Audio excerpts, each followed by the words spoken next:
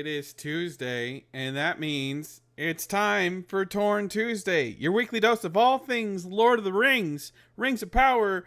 You can see the chat rooms right below us, and you can see the host with the mostest, the producer and writer of Ringers, Lord of the Fans, co-author of the People's Guides to J.R.R. Tolkien, yes, multiple books, and contributor to many, many opinions and editorials around the web, Mr. Clifford Broadway. Also a contributor to Famous Monsters of Filmland magazine and Deviant Art. A couple of my favorite publications. Deviant Art. It's a dead website, and everybody has moved on to a hot new artist-focused social network called Cara, or Cara, C-A-R-A. I think it's Cara. Yeah, I think it's Cara. It is. It just rocketed up the charts in the last week. So if you're a Tolkien artist, or if you're just an artist in general, check it out. Check out C-A-R-A on the App Store. But Cliff, there was something at the top of the show. If you guys notice, oh yes, I finally did the numbers, Cliff. And tell me that this episode is really number 643. Yes, we've been doing this show every week for 13 years. We started during the Hobbit years, right around Comic-Con. My goodness, yes. And our 650th episode will be during Comic-Con of this year. And so I noticed a bunch of other long-going podcasts start putting episode numbers on their shows. So I'm going to just try to remember to do that. No. So, Are we going to do that? No, we'd have to go back and do a pretty solid inventory of all of our old shows and broadcasts. I don't know. Can we do that? That would be a big task. But I am proud of that. We've been on every streaming platform that has lived and died by the hands of the internet gods. Yes. And we're just happy to be here with you on all of these platforms that we are on right now. Yes, we are. And well, let me offer a warm welcome to the audience. And hello, welcome back again to our little corner of the interwebs. This is Torn Tuesday, the OneRing.net, providing you a weekly show to talk, gossip, analyze, have a few jokes, and have a really good time as we go deeper into the worlds and the words of J.R.R. Tolkien. And surprisingly enough, we're here in June. It's getting much warmer outside. I have the windows open, the fans open, got the air going through the house. Heat wave is coming. Summer's coming. Well, and, my goodness gracious. And it's a perfect time to go see Lord of the Rings in cinemas. And in fact, I see you in the chat room on Twitter. I see a couple people saying they're going to the screenings this weekend of extended editions of the Lord of the Rings. Extended editions so exciting. Coming back to theaters. Check your local listings. It's Fellowship one night, Two Towers the next night, Return of the King the next night, all extended editions, all part of the remastered, and they look great, and you guys should go see it in a nice, cold movie theater. A nice, dark, air-conditioned theater, but it's far, far better to see these movies as you've never seen them before. And I imagine that a bunch of the parents are now taking their younglings to go and see for the first time this Lord of the Rings cinematic experience. Very exciting. And I'd be surprised if it wasn't deliriously sold out. Like really sold out. Well, there's been so much news since we went off the air last Tuesday. Since we went off the air a week ago. That's true. There has been a deluge, a giant waterfall of news from all corners. We've got Rings of Power news. We've got Lord of the Rings news. We got Tales of the Shire news. And this week is just... we got Viggo Mortensen news as well. Yes, we got all kinds of news. And this, who knows what the rest of the week will bring. So we're going to give you the latest news as we've heard it over the last week. And there is so much going on. So let's dive into it.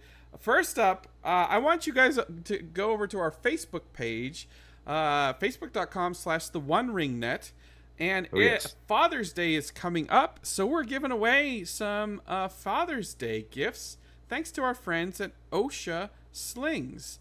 OSHA Slings is an officially licensed Lord of the Rings apparel and lifestyle designer brand. And basically, all you need to do is go to their website. According to the Facebook post that we have at the One Ring Net, go to their website, OSHA Slings, and take a screenshot of your favorite item. And then we're just going to pick a winner or two at random. Mm-hmm. And you can see everybody in the comments is posting their favorite items. And that's all you need to do to enter. Is just go to the comments and take a screen and put a screenshot of your favorite thing, like the Smaug crew neck sweatshirt, the Rohan long sleeve. So amazing stuff from OSHA Slings. We're giving it away. We're giving away a piece or two. So go in there. A programming note: some unsavory figures have decided to pretend that they are us in the comments and are replying to people every night with "Congrats, you won. Click this link." Don't click any link in the comments. We will. That's not us message at you. all. We will. My we will goodness. find a way to announce the winner in a better fashion. So don't click any links in the comments. We only want you to post your screenshot of your favorite item from OSHA Slings. Again, the link is right there on the onering.net. So we're sorry about that, but it's right there at the top. Please be aware of the false replies. So just want to give you that up. But makes a great gift for the lovely guy in your life. The other thing that we need to tell you about is this Friday here in Los Angeles is IGN Live. It is gaming week. It's Game Fest week. There's a bunch of gaming announcements. We'll get into Tales of the Shire in a little bit here on the show. But this week, IGN Live is here in LA, downtown Los Angeles, at the Reef. People in LA will know the Reef building. It has the biggest digital video billboard wrapped around the entire top of this tall building. It is the biggest, brightest billboard this side of the Mississippi. And I believe a single day ticket is $25. Single day tickets are $25, and and you want to go on Tuesday or on Friday, because Friday morning is a Friday morning at 11 a.m. is Catch the Cast of the Rings of Power live. That's right. Specifically, Maxim Baldry and our dear elf, Arondir, played by Ismael Cruz Cordova. Ismael Cruz Cordova and Maxim Baldry will be live in person at IGN Live, downtown LA. Tickets are only $25, and the event, their part of the event starts at 11. So they're the first up. So we fully expect some new press drop or clip or movie or something to drop at the same time online. But of course, it would be better to be in the room, and I hope some of you can make that. And if you guys make it, you might see some of us there. I haven't. I'm trying to get out. I'm personally going to try to make it there. No guarantees, but I'm going to try to get there myself.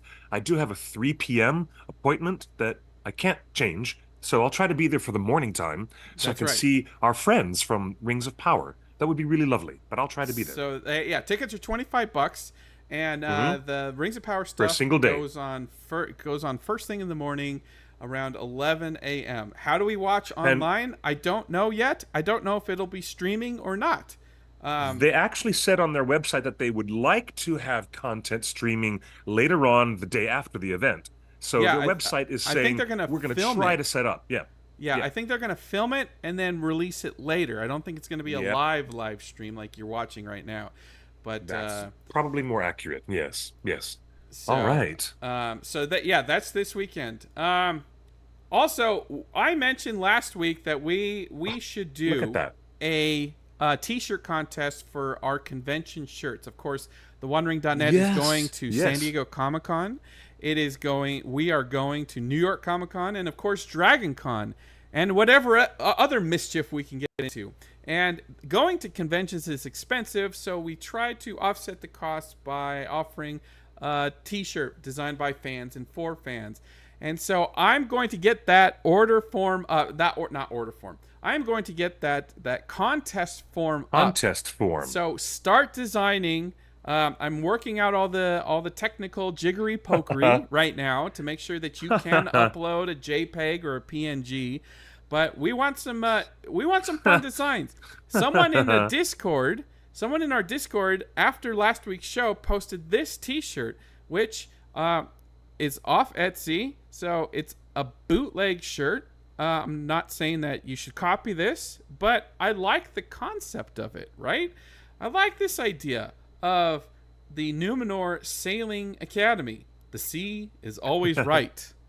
It does say that. It says it right there under that. And it's got a captain's wheel on a ship. It's a kind of a fun design. So that we showed you some T-shirts that we've done over the years last week. Oh yeah. We've done tons, and the creativity of this community knows no bounds. So I'm not saying that you need to stick with Rings of Power. I don't know. It's like anything Tolkien goes. So that contest form is going to go up. So I'm telling you, get your pencils going and start drawing up some ideas and some designs. Oh my goodness. And you can enter as many as you want, and then we're going to decide. Look, Straight Out of Mordor. I don't know if we would want to do that one. It was a spoof of Beats, and it has the little bee on it for like the Beats headphones, which is a nice parody. It was a nice spoof of Beats ad. So that's just an example. So look for that. I'm hopefully I can get it up tomorrow or by the end of the week. Our T-shirts in the past have spoofed DC characters. We've spoofed. But I don't. We're not doing your local that. fire department. We've spoofed your local fire department. Spoofing. We we've got done in so many trouble for things. spoofing a Superman and some other stuff. So we don't want to encourage that, and we don't want to talk about it. No, I'm not going to encourage that. But remember the 5 words where it was like one noun, another noun, and then another noun. Remember that meme, that famous meme of 5 names? Yeah, John, Paul, Ringo, George. Your creativity. So we've done that too as versions. Yeah, I'm looking for your creativity. Yes. So look for that. We'll post it on the Absolutely. website. Make sure you start getting your ideas in order. What else happened this week? Happy birthday to Helm Hammerhand himself, Brian Cox. Oh yes. Brian Cox. Cliff, I think this might have been the most perfect casting I've seen since Viggo Mortensen as Aragorn. And people said that Viggo was not the right person for Aragorn, but I fell in love with him. And I can tell you right now, Brian Cox as the voice of Helm Hammerhand in War of the Rohirrim is the right answer. He is. I think he's the most perfect casting since Lee Pace as Thranduil. Because that's more recent. But that was perfect casting, right? But Brian Cox have I not heard his voice during a McDonald's commercial? Yeah. Or am I crazy? I've heard his voice. They are paying him top dollar for these jobs. It's amazing. And the fact that he wanted to do a Middle-earth film was wonderful. It's absolutely wonderful that he had the time to do it and he had the desire to get involved in the project. We have no marketing materials. Everything that we're getting right now is all delicious and fresh marketing for the Rings of Power. But we have yet to see, maybe months down the line, we haven't seen anything we haven't seen a darn thing. Not even from the actual designs. Movie. Yeah, Not we yet, haven't but even seen months from animation now, we cells will, or backgrounds. I'm dying to see it. My impatience is starting to noticeably get away from me.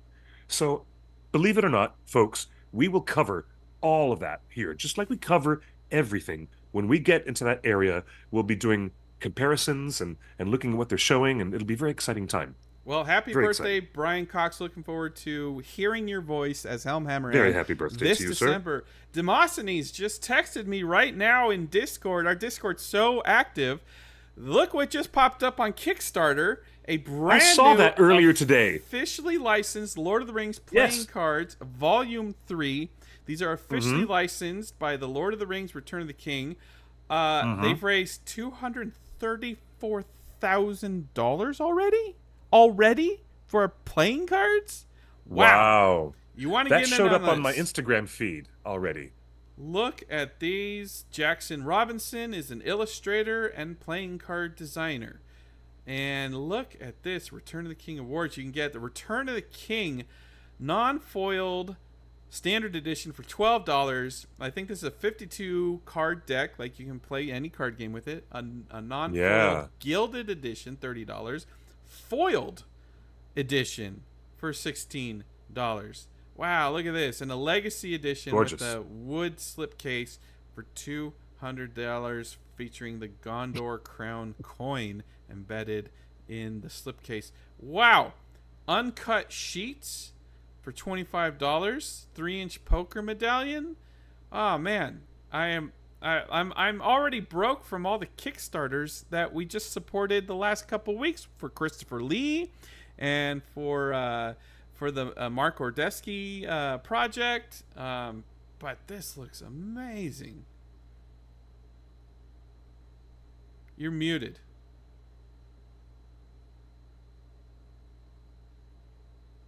Thank you. I was trying to make sure the audience didn't hear a coughing fit. But look at how cool these designs are.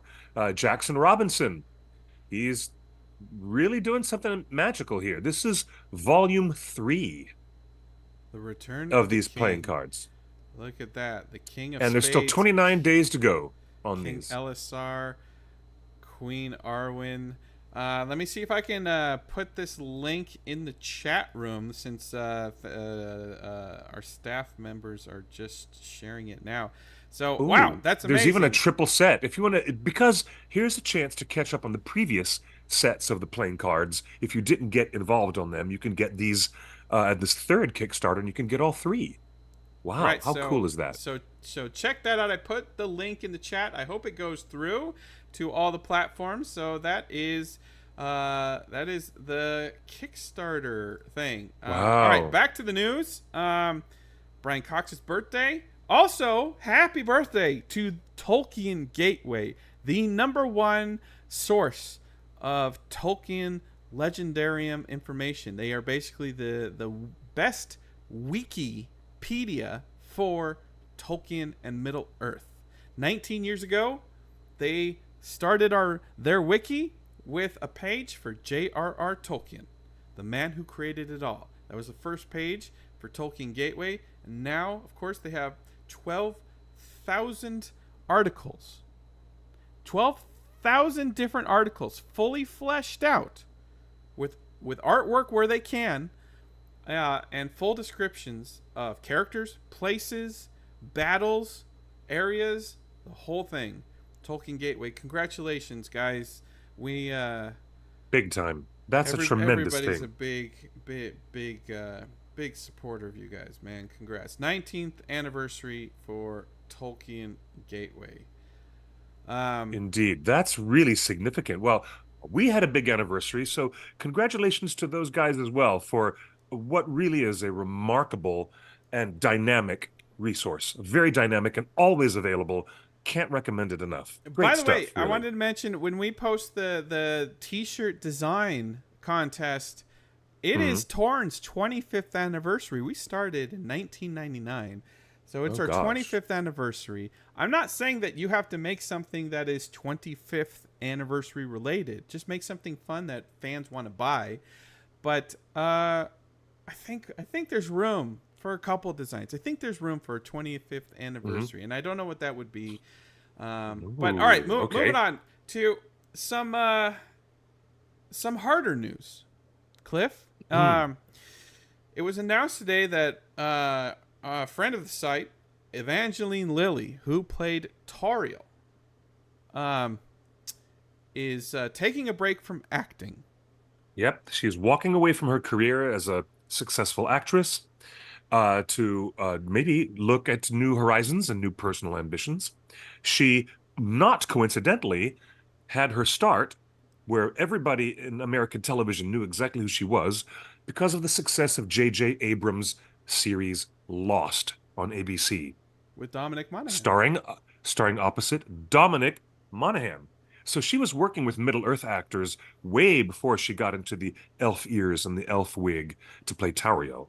And and when she announced this, the fan groups of Lost found an old video of Evangeline Lilly when she was first starting on Lost. Let's play that. Where would I like to be? I am terrified to admit this to the rest of the acting world, but ideally, 10 years from now, I'd like to be a retired actress, and I would like to have a family, and I'd like to be writing, and potentially, maybe influencing people's lives in a more humanitarian way, as almost everybody in the world now knows was my intention before I started the show. To us get a kind of comfy idea about. Wow, So yeah. that is a powerful life goal, with Evangeline Lilly saying, in 10 years, I hope to be living a more humanitarian life. And you know what?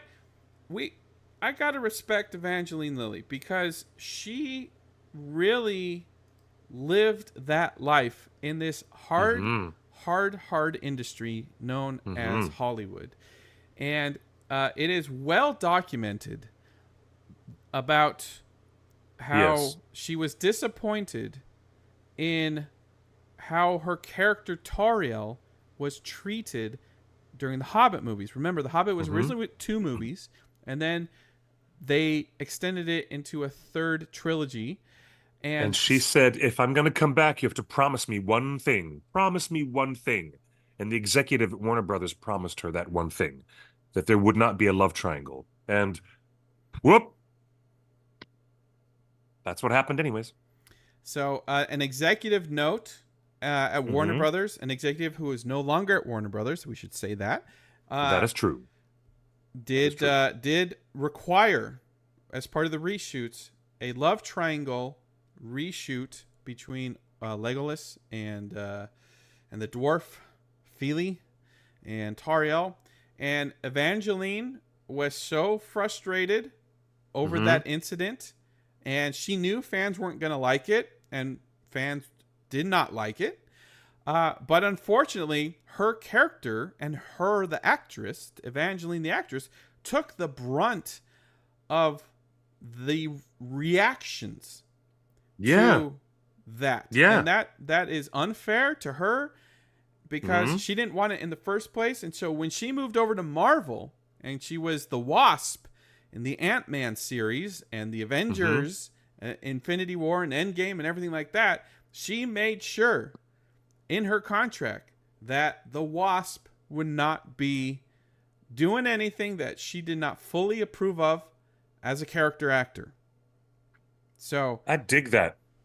I and love you know how her hard for it that. is. You know, I love her for that, but I think it's incredibly hard to have any autonomy like that, especially when you're not in the independent film area, but when you're at the studio level area making major tentpole films.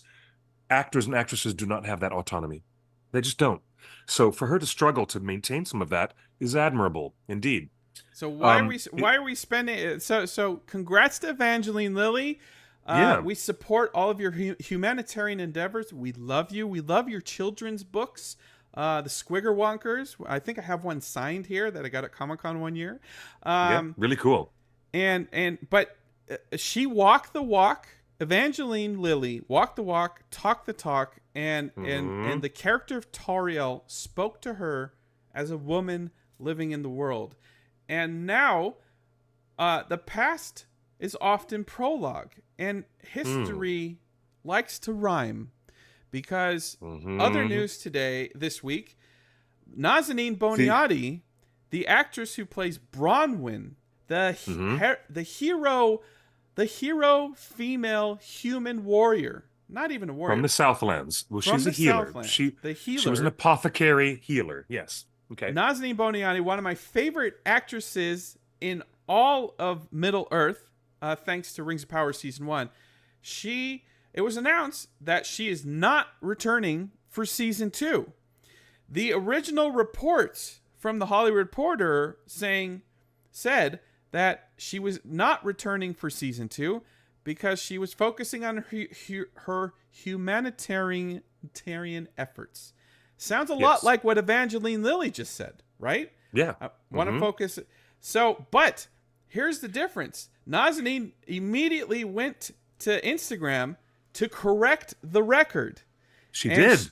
Now that's an eye-opening moment when she was like, I need to speak with my own voice instead of letting PR mouthpieces talk through the press. And she did. She spoke with her own voice.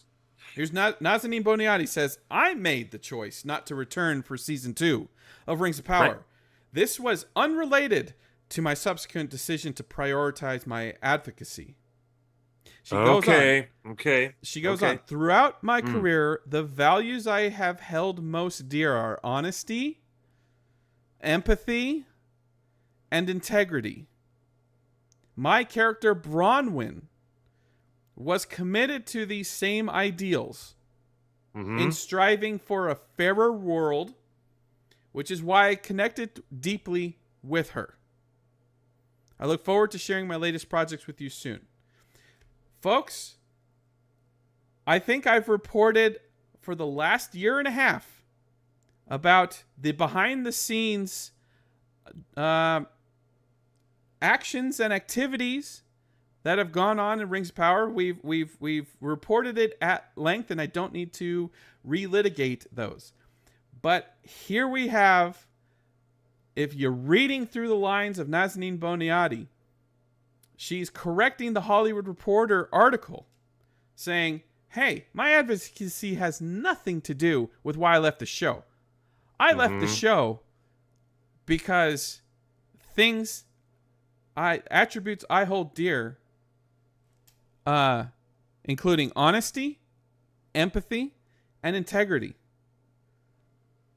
So she obviously feels that those 3 things she was not receiving as an equal star in the big show. And you know what, Cliff? I feel that Nazanin Boniadi as Bronwyn was one of the highlights of season 1, and she deserved whatever she wanted. She deserved, if it was an equal pay situation, she deserved equal pay across the board. She deserved title treatment. She deserved the star power. And in fact, she should have been on Colbert alongside Morfydd Clark. I think Nazanin should have been put forward more as the voice of the show, because her character really had the opportunity to play with a lot of themes that Tolkien, the soft magic of Tolkien's world that we like to discuss, was introduced through her apothecary ways. Am I wrong here? Well, there's the patch, a small little patch of fandom that would like to grumble about a human and an elf romance because of the very limited number of times that Professor Tolkien wrote about such romantic relationships between elves and mortal men. But aside from that caveat emptor, which, isn't really such a big deal, I was kind of fascinated by her potential to possibly start out as a really good, wholesome character that had that instinct of noble integrity, which she did. And I loved the way that she brought that character to life. I agree. But you know what I was vaguely interested in? Vaguely. And it doesn't matter now because she's left the show.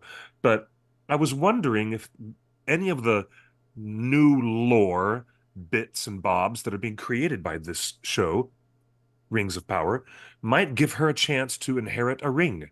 And maybe there might be one of the Nazgul that might be female. I was wondering if her story might start at a pure good point and end up at a pure evil point, which would be such a startling and interesting. But, I was just wondering, I was just constantly look, hypothesizing in my head, out of all these we characters in season 1, who's going to be with us in season 5 in a different state, a very different state of character. And she was one of the most interesting ones. And look, we just we just told you about Evangeline Lilly and how she received the brunt of criticism and negativity online because of the poor because of the Toriel storyline.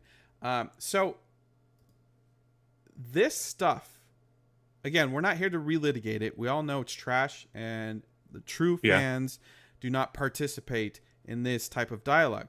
But it does sting. It stings. It hurts when you're the actor playing these characters and you see it and you hear it and you see it in your comments on Instagram, it's not a healthy frame of mind. And it goes beyond just like, suck it up, because Ismail is quoted here saying, my phone got hacked. My bank account attempts, I had bank account attempts of being hacked. My PayPal got hacked. My friends got messages. I got death threats. I got things mailed to me. People found my address. It was a lot of that, but we're still here. So folks, when the actors are saying that it's not just nasty comments on Instagram, it's PayPal getting hacked, it's your banks getting hacked, your phone getting hacked, death threats, things mailed to me. People find your, like, Nazanin Boniadi. They harass your friends. They harass your family members too. I know. And Nazanin Boniadi is an Iranian actress. And if you pay attention to the news, the culture in Iran is probably not as freedom-loving, democratic as some Western countries like the United States.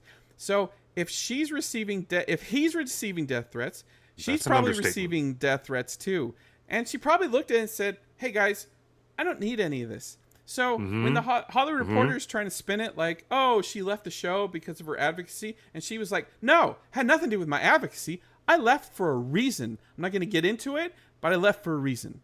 And the writing's on the wall, and we wish her the best. I wish that she had felt more supported than what she got. I wish she was more supported. I want to add in I want to mirror the sentiment that's in our live chat, and I want to express, perhaps not for the first time, how we at the OneRing.net feel very protective of these actors. So it doesn't ever matter to me that you want to complain about the writers or the situation or the tableau in the narrative. Who cares about that? What I care about are the actors being treated with integrity and in humanity and all the respect that they could ever possibly have.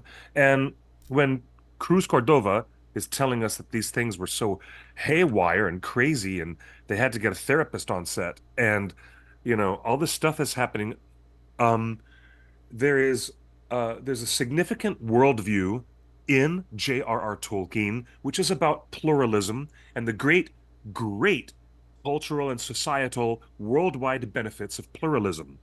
It is embodied in the Fellowship of the Ring, to have different races, even species, if you want to use a different word. All these different people from very different historical, racial, cultural backgrounds come together to unify as a party to represent all the free peoples, to have this, and it's the most egalitarian statement that Tolkien ever made, ever, really.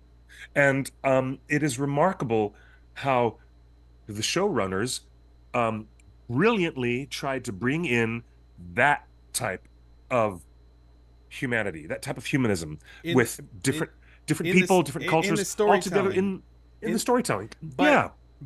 It'd be admirable. I think it's admirable, and I still don't understand how toxic and horrible people could be to give these actors the kind of unfortunate heat that they gave those actors. And I still feel protective of them, even if I might grouse every now and then about something in the narrative or the screenplay.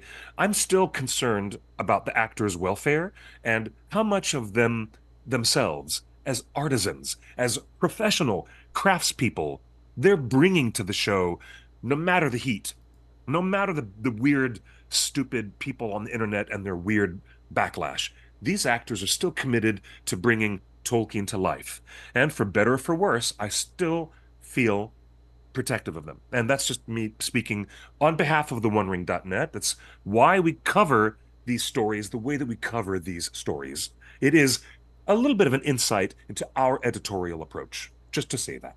That's okay? right. Well, I'm really bummed out. She was one of my favorite parts of the show. I talked nonstop about her since the minute she was cast. She was on my top list for the entire jam-packed 25-person title cast.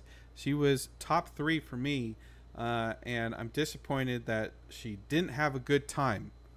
And even though the character spoke to her, the lifestyle, the things that happened around the show caused her to leave the show. That's unfair to her. It's unfair to the studio. It's unfair to us watching. It's unfair to the writers who had to rewrite her entire storyline. And Cliff, let's connect the dots. Last February, we reported that Ismael Cruz Cordova was not on set for the first 5 months of filming. We reported that Ismael had not been filming anything and he wasn't on set. Well, he wasn't. We reported that maybe he wasn't going to be in season 2. Arondir wouldn't be in season 2. But yeah, we reported that a lot. It was wrong. It was wrong. Quite. Bronwyn isn't incorrect. Bronwyn wasn't in season 2. His main love interest, his main character. Yep. Opposite character, right? So, of course, the writers needed to take time to rewrite the entire storyline, not only for Bronwyn to delete it, but to rewrite Arondir and Theo's storylines completely through, because that actress walked away from the entire show and she's not coming back. That's why when we see this teaser, that early teaser trailer shows us everything we need to know when we see Theo in tears like that. So we got the leaks. Again, another example of the leaks are always half right. The leak was Arondir was not returning for season 2. There was another character that was not returning for season 2, but it was the character that Arondir has the most scenes with. So there you go. It explains why he wasn't on set for a long time, but of course he showed up in the first teaser trailer for season 2. So from season one, I still have that beautiful, satisfying image, and it was one of the most lovely images of cinematography in season 1. It was those two characters, Bronwyn and Arondir, standing next to each other by the well, and it was the frame of the tableau, this beautiful, majestic, mature tree, giving all this coverage over these two lovers as they stand together by the water well, and it was bittersweet and lovely, and I still have that shot. Very Tolkien, and I have that shot in my mind, and I say a tip of the hat to the showrunners for that shot, because it was beautifully shot. Well done. Nazanin, I'm still going to follow you on Instagram, and we're going to follow your life's journey wherever it may lead. We wish you all the best. All the best in your new endeavors. That's what we wish for you. I hope she knows that true fans of Tolkien who understand his writings and his teachings, we're not responsible for the vitriol that her and the castmates received. Those are not true Tolkien fans, no matter what they call themselves.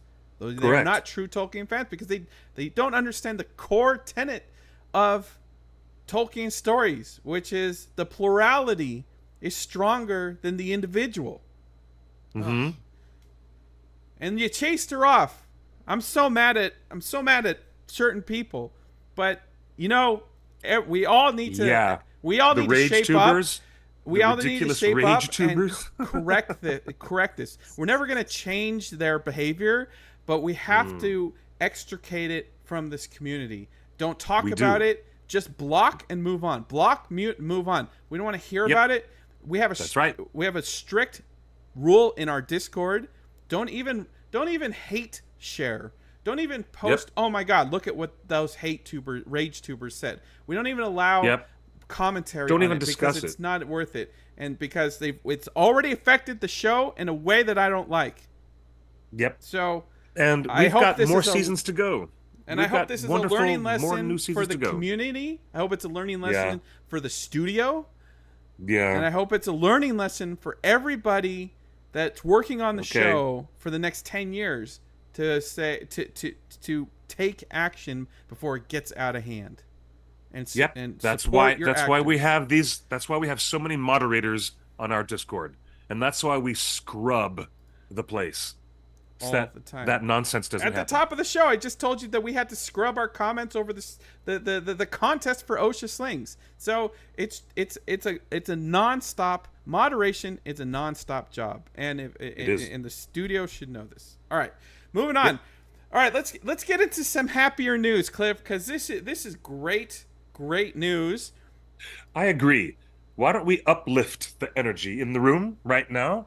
Lord of the Rings movies production hub to be in Wellington. Now, this is because of the announcement that Embracer Group and Warner Brothers Discovery are agreeing to allow Warner Brothers to go forward with plans to make more live action feature films, most of which caught our attention with the big news headlines last week about the hunt for Gollum.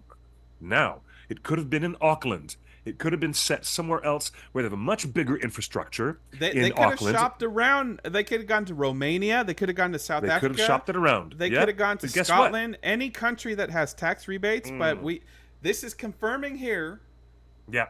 for the first time that the Yes. production hub for the Warner Brothers Lord of the Rings movies to be produced by Weta, Peter Jackson, Philippa Boyens, and Fran Walsh Yeah. is Wellington. Yep. And that means Park Road Post. And that means Weta Workshop. And That means physical, home. digital. That means home. That means you're going to be back with Middle-earth artisans, craftspeople, carpenters, painters, and wonderful talented folks who have, for 6 previous feature films, been working in the New Line, the distinct Peter Jackson, Weta, New Line Cinema version of Middle-earth. And how about that? That's a great bit of news. In this article, it says head of attraction for Screen Wellington, local political operation, Mark Westerby, said news of the production is a huge win for the country's film industry. We know it well. We know Lord of the Rings well. We've done it before. Westerby says the production would also be a chance for the new generation of filmmakers to prove themselves on the world stage. There will be a lot of experienced people that will be working on this, but there's a lot of opportunities for people who are entering the industry to cut their teeth as well. There are so many opportunities for young people and young creatives coming through to be involved. There's no better way to learn than on a big film set. Wellington Chamber of Commerce Chief Executive Simon Arcus said the country was considerably better poised to capitalize on the economic opportunities presented by the films. Absolutely. This must be so thrilling for local vendors. Well, local Tourism workers. Tourism New Zealand is the organization that does that puts the logo on airplanes and things like that. He says about 14% of holiday visitors cited the Lord of the Rings movies as key motivators for their interest in coming to New Zealand. So, folks, I keep telling you this. I've been telling you this for the last 5 years, since Amazon announced their stuff and since Warner Brothers announced their stuff. If you've ever wanted to work on Lord of the Rings, now is your moment. This is your time. You're right. You're so right. This is your time. You've studied all the appendices. You've worked on your craftsmanship, whether it's sketching, drawing, storyboarding, quilting, chainmail making. Maybe you're an armorer. Maybe you know how to pound metal and make swords and weapons. Maybe you're a cosplayer that knows their way around different fabrics and dyes. This is your moment. And we just heard from the head of Wellington Film Industry saying they want you. They want young people to cut their teeth under the tutelage of Peter Jackson and Andy Serkis, Philippa Boyens, and Fran Walsh. I'm telling you guys, if you've ever wanted to work on Lord of the Rings, this is your moment. Get your resume ready. Get your CV ready. Get your examples. Take good photographs of your work. If it's cosplay, make sure you if you're coming from another country, make sure you apply for a working visa and make sure you do your paperwork right the first time, because it can happen. It can actually happen. It can happen. Yeah. So they're telling you that they're looking to hire the next generation of craftspeople for these movies. Exciting. It's very exciting. It's so exciting, folks. I just it's just you think you watch all the appendices on Lord of the Rings, and you're like, oh man, it must have been so awesome to just sit there and like play in Middle Earth creatively for 3 years. It's like, well, now's your chance. You're older, you're wiser, you're better at what you do. I'm telling you, as we find job postings, you better believe the OneRing.net will be sharing links. Yes, we will. As we hear about auditions for performances, and also just creative hires for the design work and the manufacturing work for all the sets and all the costumes. IT people, if you're plugging in cables in the back of your gamer's PC, desktop PC, why don't you take your IT skills and plug in some cables for Weta Digital? Yeah, and the chat room, last one, thank you. Kelly Rice, Happy Hobbit, has a new audio-only podcast. If you look up Happy Hobbit, she has a new podcast where she's been interviewing some wonderful people, including Tea with Tolkien. But she recently interviewed a couple of women that did exactly what I'm telling you guys to do right now, which is polish your resume and your portfolio, get on a plane, and get to New Zealand and show your quality. Like, quality wins. So, and there's so Happy Hobbit has a wonderful conversation. Look for that. But this is your moment, folks. All right, Cliff. All right, more news. It's a very big news-heavy day. Let's go. We're already at 45 minutes into the show, and the news is still rolling. I love it. This is a busy show. Check this out, folks. Guess who showed up to the Criterion Closet? His new film, The Dead Don't Hurt, is now in theaters nationwide. Yes, that is Aragorn himself, King Elisar, Mr. Viggo Mortensen in the Criterion Closet. He grabbed, it looks like, the Furies. He grabbed Gregory Peck in Gunfighter. The Renown Westerns. Ah, man, why did they make Polaroids of this? It's so hard to read. Red Beard. I think that's another Red Beard. So Viggo Mortensen's got a new movie out. I can't read all those movies, but Cliff, did you see his new movie, The Dead Don't Hurt? I certainly did. I just saw the new movie by Viggo Mortensen, written by, directed by, starring, music score composed by, all Viggo. This entire project is Viggo's movie from the top down, and I am delighted to report that it is a lovely, beautifully made, lovely Western, a romance. Believe it or not, a romance that is driven by all those distinct qualities that we love in Westerns. The vivid photography of the wilderness and the way that these characters stake their claim on the wilderness as much as they stake their emotional claim on each other. It is a tightly knit character drama. It is not flashy. It's not huge or over the top. It is an amazing testament to having a subdued, character-driven story. And I believe that as a Western, it has some of its DNA in the story from great classics like Unforgiven, which starred Gene Hackman and Clint Eastwood, and that went on to win Best Picture. But The Dead Don't Hurt takes all of its time. It takes its time to very gently, beautifully unfold the drama between these people. But I don't want to give the false impression. Unforgiven is most notable for being a revenge story. And the story that Viggo has crafted is not driven by revenge. It's driven by kindness. You will never see Viggo, except maybe as Aragorn himself, but as this character that he plays, a Danish man, a Danish wild man of the wilderness, trying to navigate through life. And he's got a very thick Danish accent, but the kindness and compassion that his character shows, especially to his leading lady, who is outstanding.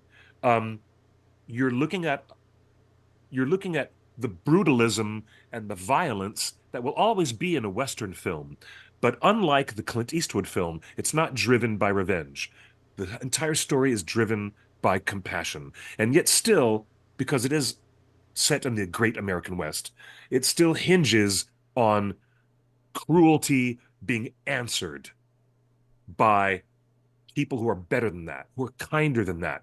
It's a remarkable little drama, and it goes a long way after seeing his previous film, which is about a son dealing with his aging father and his Alzheimer's disease and the progression of mental illness That and was the last deterioration. movie. Yeah, not this That was one. his last movie, Fallen, and it was called Fallen.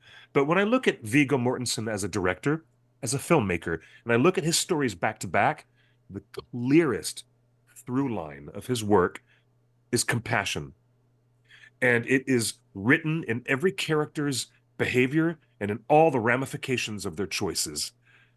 It's remarkable. And he has it. He has a quality as a storyteller to bring that about. And that makes me think that he is, I know I'm anticipating your next question, Justin, but because of Viggo Mortensen as a writer and director, I mean, really demonstrating in excellent ways how compassion can rule the day in characters that are sometimes caught up in cruelty of circumstances that they do not control. And yet we choose how we respond to that situation we're in. And because Viggo is demonstrating how good he is at this kind of storytelling, he's a natural to be directing a character drama in Middle-earth. I don't care if he gets brought in by Prime Video to do character drama for an episode of the series, or if he comes in to work with New Line and Peter to work on a character-based drama that revolves around those values that he holds dear. I can't tell you how good the score was. The score, the incredible wilderness photography. They shot it on location in Canada and in Durango, Mexico. Loved the way this movie looked, and I'm a big sucker for Westerns. You can take me back in time to, Stagecoach, and I love all these old Westerns from the 40s and 50s, and I really love the spaghetti Westerns from, the Italian directors in the 70s. And, I have to admit, I've got a big, big, big spot in my heart for Unforgiven. Morgan Freeman in one of his best performances. But what Viggo is giving you now... Yeah. No. I'm just saying what Viggo is giving us now is that classic American Western. And yes, to answer your question, I haven't asked Aragorn's, yeah, I'm telling you, Aragorn's sword is definitely in the film. You saw There's it? a beautiful moment. Oh, I saw Amduril. It's right there on screen. It is so vividly in your face. And I love it. I'm not going to spoil too much, but the young little girl, Vivienne, is having a fantasy in the forest that she's meeting a great knight, a noble knight who will come and save her from her troubles. And in this weird moment of a daydream, the knight in shining armor comes through the woods and he greets the innocent little girl.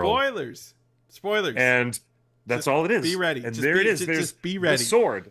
There's the sword. And you'll look at it, and I was out of my seat because it's just such a cool thing to see it. But all right. Well, I say well done, Viggo. Well done. Well done. I have a couple questions for you, but first, we have a couple clips to set up my next question for you since you've seen the movie. Okay. All right. Okay. Let's play this clip.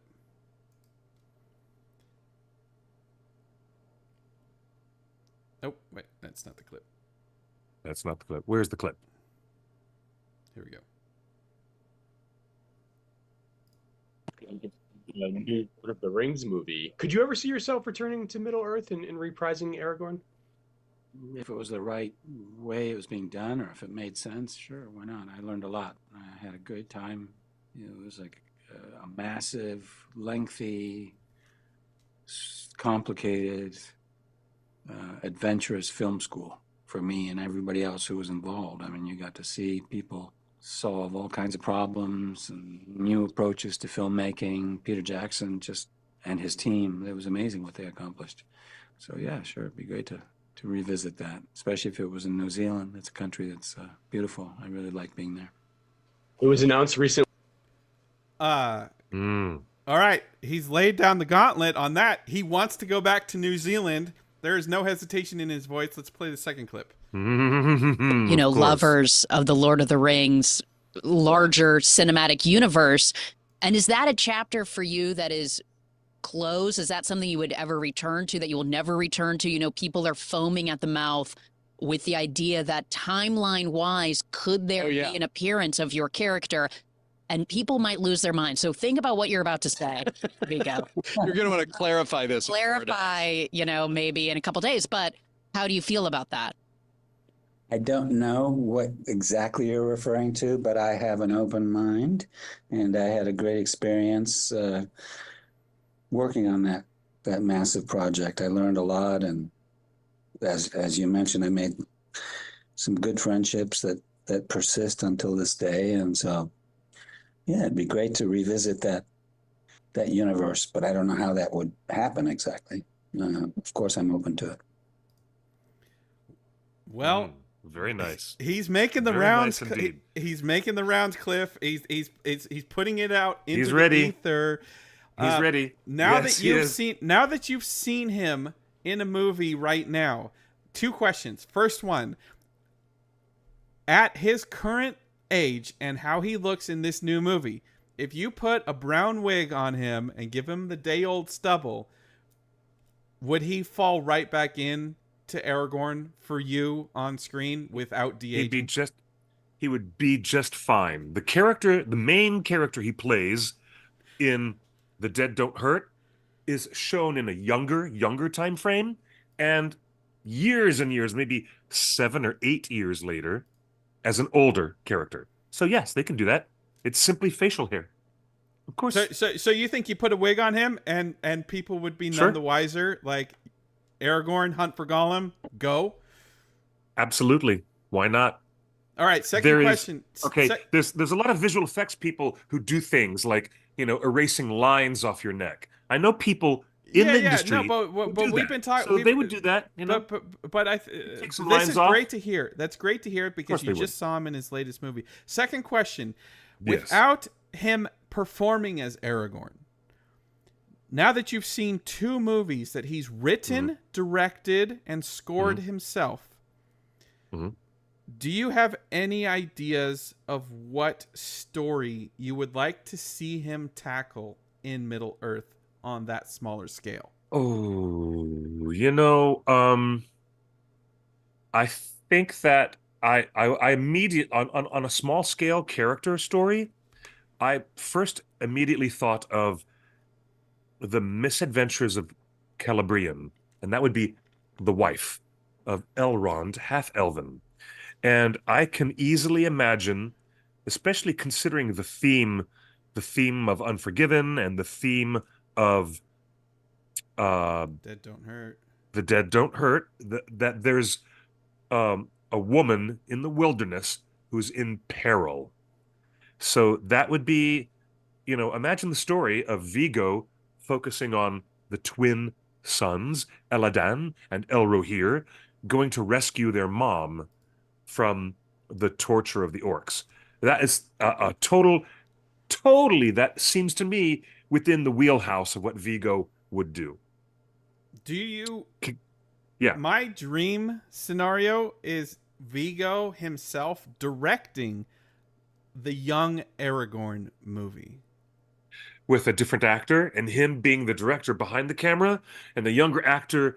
Oh, wow. What an interesting dynamic Viggo that would be. as the director telling a young actor how to think about the character of Strider. And how he did it himself. Yeah. And his motivations. Okay. Yeah. Okay, I get that. I don't think there's ever been a movie where the director is the original actor of the character that is being performed. Yeah. Wow. That would be an interesting dynamic. It very much would. So, it would be like, if, I don't know, just imagine.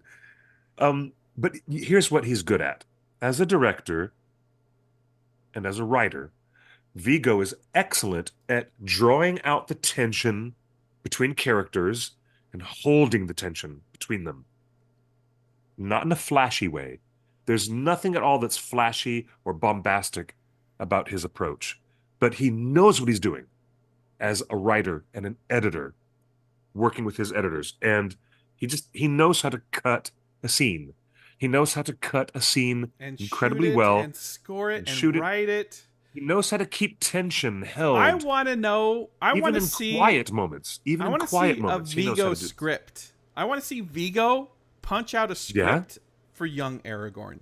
What does Viggo himself write about when it comes to young Aragorn and the fate of his mother and father? Oh, so you think that Viggo's experience with the character would do well to translate into that specific story of young Aragorn, and I'm thinking that his sensibilities as a filmmaker might work out beautifully with some other small-scale stories, not the big ones that have huge battles, but no, the small some ones. others. Between, I think, what were you yeah, saying? Elrond yeah. and his twin sons.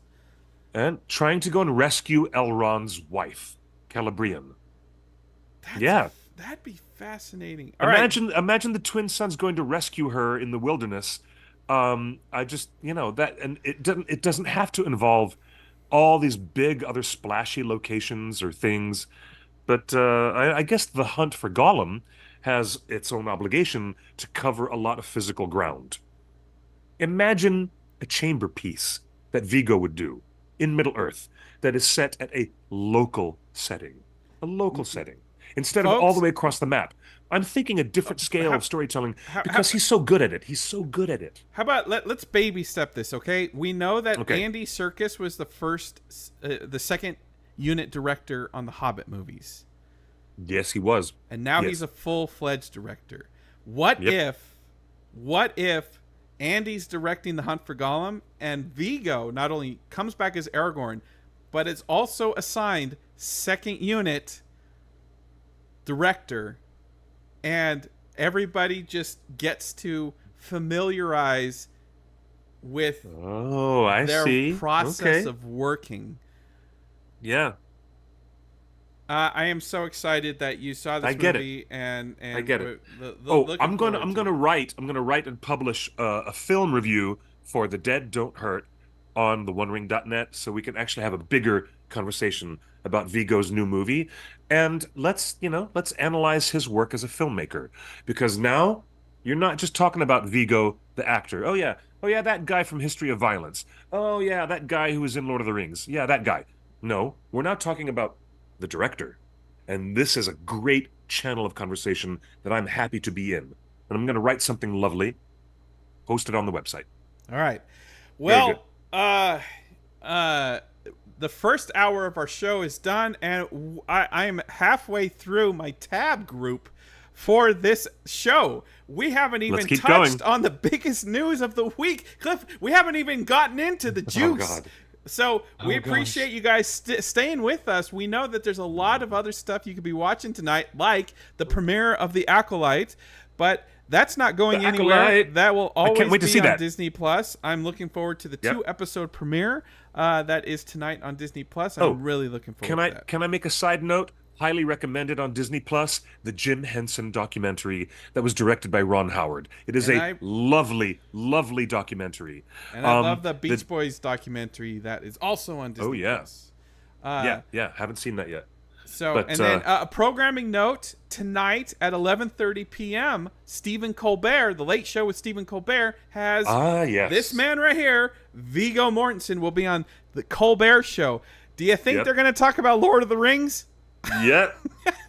Do you think that Stephen Colbert is going to say, I jumped out of my seat like Leo DiCaprio going, when I saw, that's what I did. The same thing. I was in my theater seat at AMC at Universal City Walk doing the whole Leo DiCaprio. Like that. As soon as I saw Adar, I was like, oh my God, so cool. All right. So that programming So cool. note tonight on Colbert, I'm sure there'll be clips posted online tomorrow. But Cliff, there's so much news. Let's move on to another. Let's hit it. Topic. Let's hit the news. You think we're going to talk about something, and then Netflix comes out with some huge news I was not expecting today. This morning, Netflix I did not expect this either. Announced coming soon to Netflix games, which are games that you can play for free with your Netflix subscription. Yes. Tales of the Shire. Shire is going to be playable for free on your iPhone and Android phone with your Netflix subscription. Yes, I'm down. Saying that correctly. With your Netflix subscription, you get to play Tales of the Shire on your phone and iPad for free with your Netflix subscription.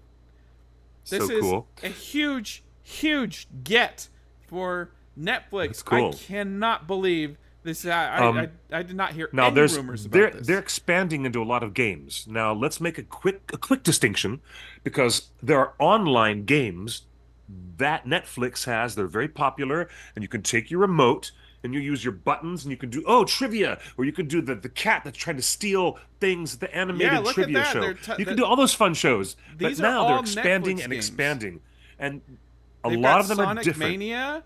They're mobile games. They're not the same thing as. They are the same thing. Look at that. They have Grand Theft Auto. No, they're not the same thing as the trivia games where you're watching a physical playback of the show and you interact with your remote control. No, these are games you play on your mobile device. Yeah, I want to make that distinction. You can play on desktop, I think, or through the App Store. Oh yeah. But they have small games, they have big games, they have Lego Legacy of Heroes, Vikings Valhalla, Oxenfree. Oh, my friend made that. Shovel Knight. I wonder, do they know that kids these days are not really just fully watching Netflix? They're on their phone playing anyways. So they're trying to catch the same audience at the same time, right? Look at this. They're just monopolizing my time. So look at this, SpongeBob Get Cookin'. Oh, wow. So they have a few cooking games here already. Oh, do they have the Heads Up trivia game too? Scroll back down. Scroll back down. Did you see the Heads Up on the far right? Heads Up, Netflix edition on the top right. Netflix edition, Heads Up, right in front of you. Wow. So these are all Netflix games that you can play for free with your Netflix subscription. You just go to the Netflix app on your phone or iPad, and you click on the Games tab, and it gives you a download link, and it installs. So I did not know that Netflix had this. So Tales of the Shire, they did not give a release date yet, but we expect it to be There's out a by lot the of end people of the year. asking. Yeah, a lot of people in the chat wondering when's the release date. Yeah, they've come a long way during the 7th. I can't believe they have Grand Theft Auto and Sonic. So Tales of the Shire will launch on Netflix games on your mobile phone for free. It'll be the only way to play on your mobile phone is with a Netflix account. Of course, the game was also being developed for the Switch and the PlayStation and Xbox and PC, and you can wishlist it on Steam right now. Yes, you can. If you've got a Netflix account, no word yet if save games will transfer between platforms. But this is Android and iPhone exclusive to Netflix. This is crazy. I want to say a really wonderful, terrific news that I just saw in the live chat. Happy anniversary to The Wonder of Tolkien. I'm so glad to have you with us as part of our expanded community. You have one of the greatest Twitter accounts, Wonder of Tolkien, celebrating his wedding anniversary with his lovely wife.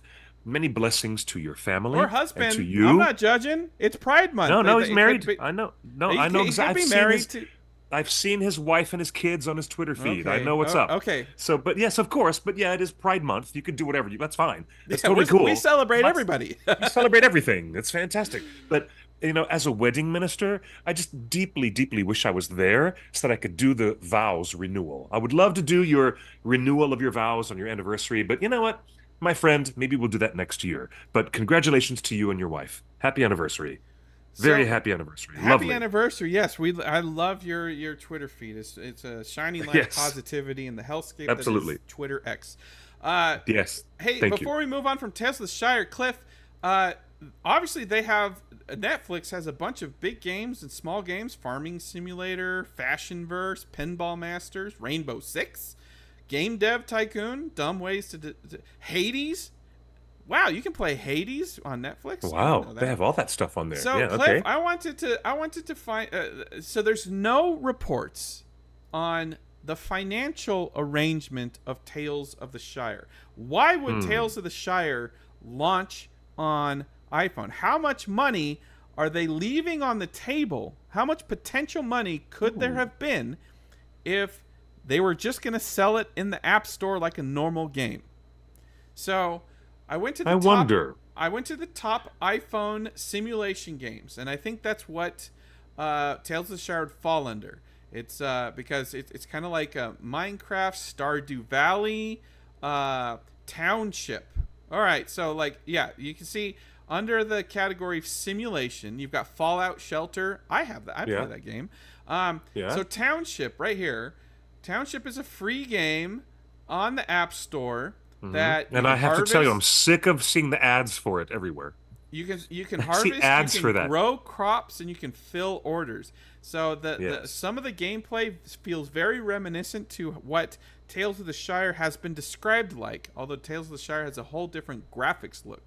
So harvest, grow crops, fill orders. In Tales of the Shire, you grow crops and you cook and you feed other hobbitses. So I looked up how much this Township game, which is number 2 on the list of top simulation games, and according to this thing, Apple App Store in March 2024, this is just 1 month of revenue.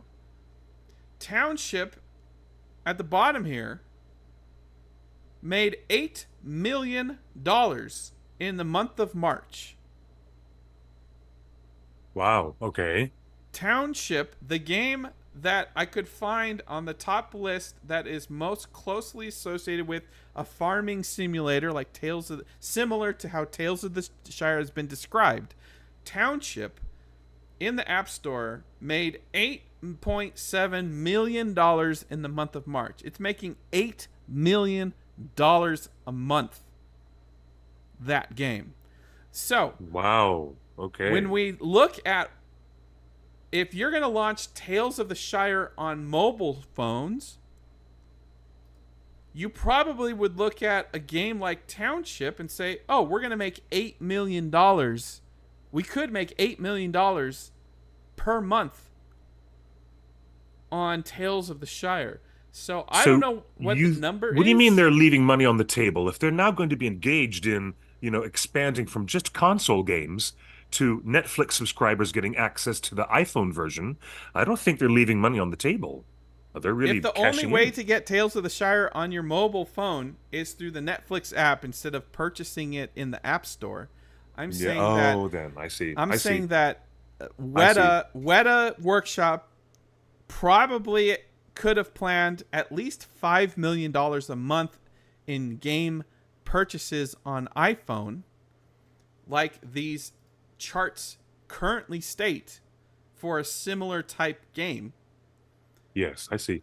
So I imagine that Netflix has paid a premium of a lot of money, millions and millions of dollars, for this exclusive that you can now play for free when it comes out with your Netflix account on your mobile phone. So okay. Intriguing. This isn't just a friendly. What I'm saying is, this isn't just a friendly handshake. Hey, let's give away the game for free. It's like, oh no, I think Weta Workshop is going to recoup their money on the making of this game. And what's good for Weta, it's good for fans. I would say so. Yeah, I agree with. Thank you for connecting those dots, and I agree with all of that. $8 million a month. That's crazy.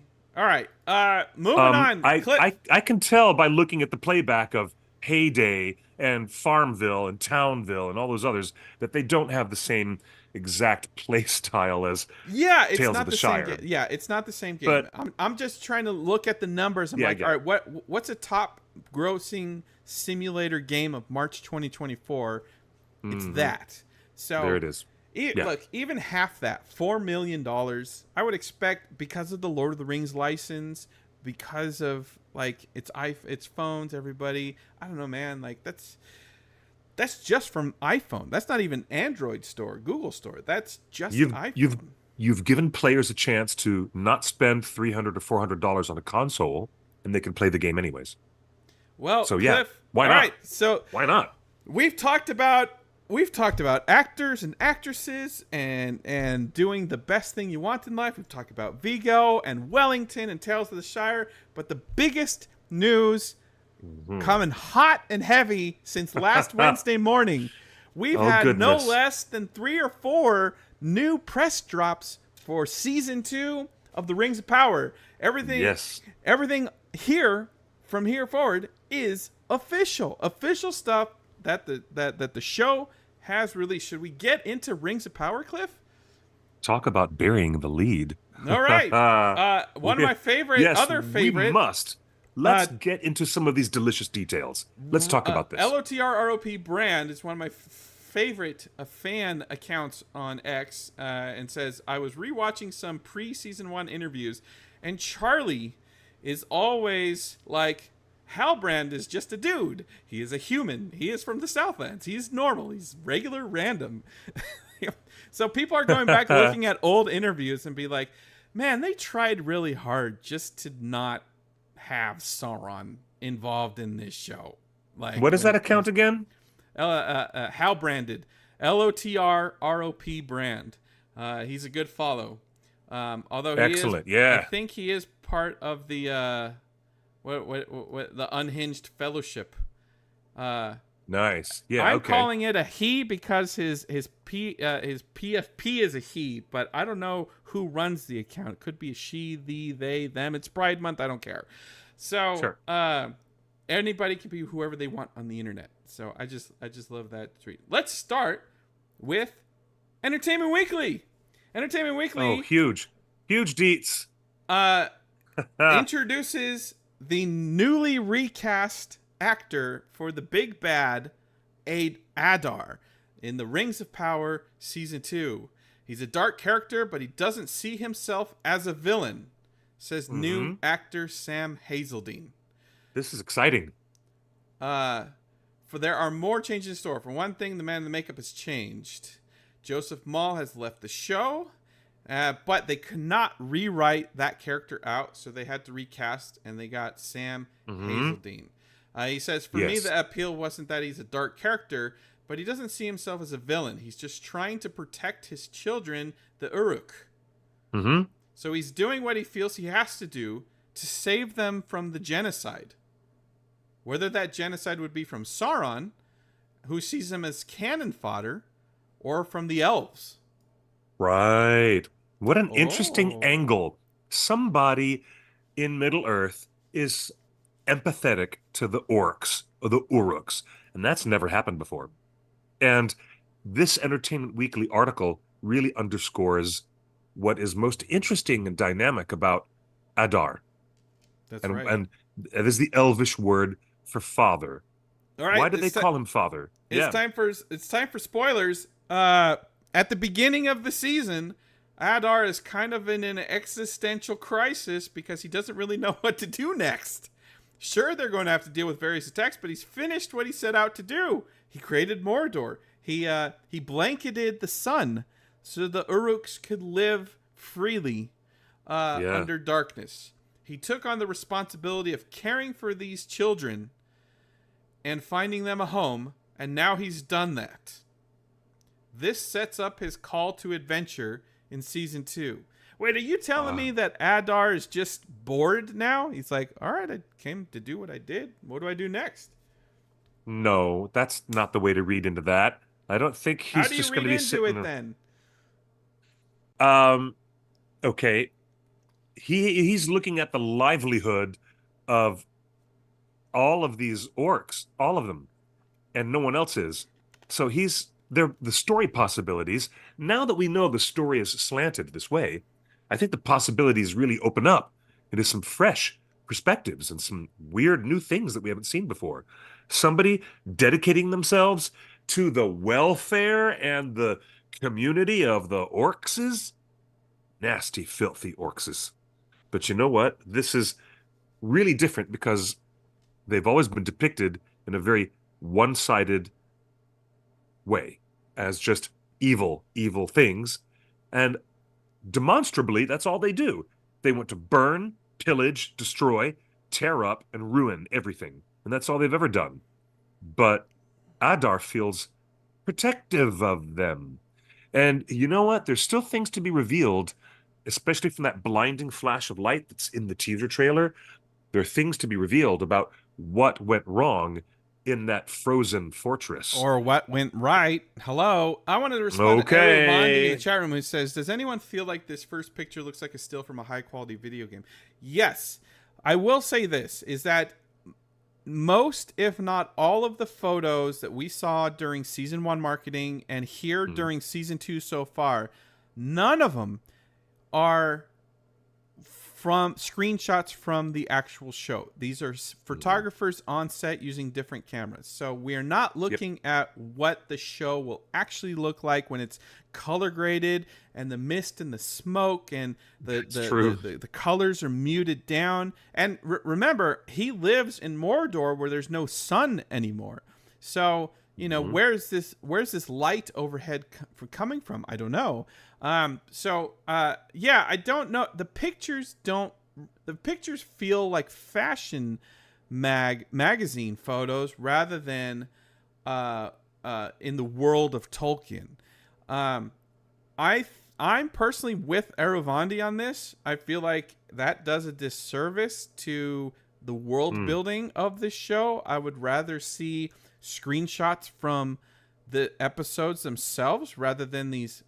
Like, if you're going to take a studio photo, then take a studio photo. Put this, you know, we all have those cardboard standees of the Lord of the Rings Hobbit actors and from studio photo sessions. So I don't know. I believe the on-set photographer for the Rings trilogy was Pierre Vinet.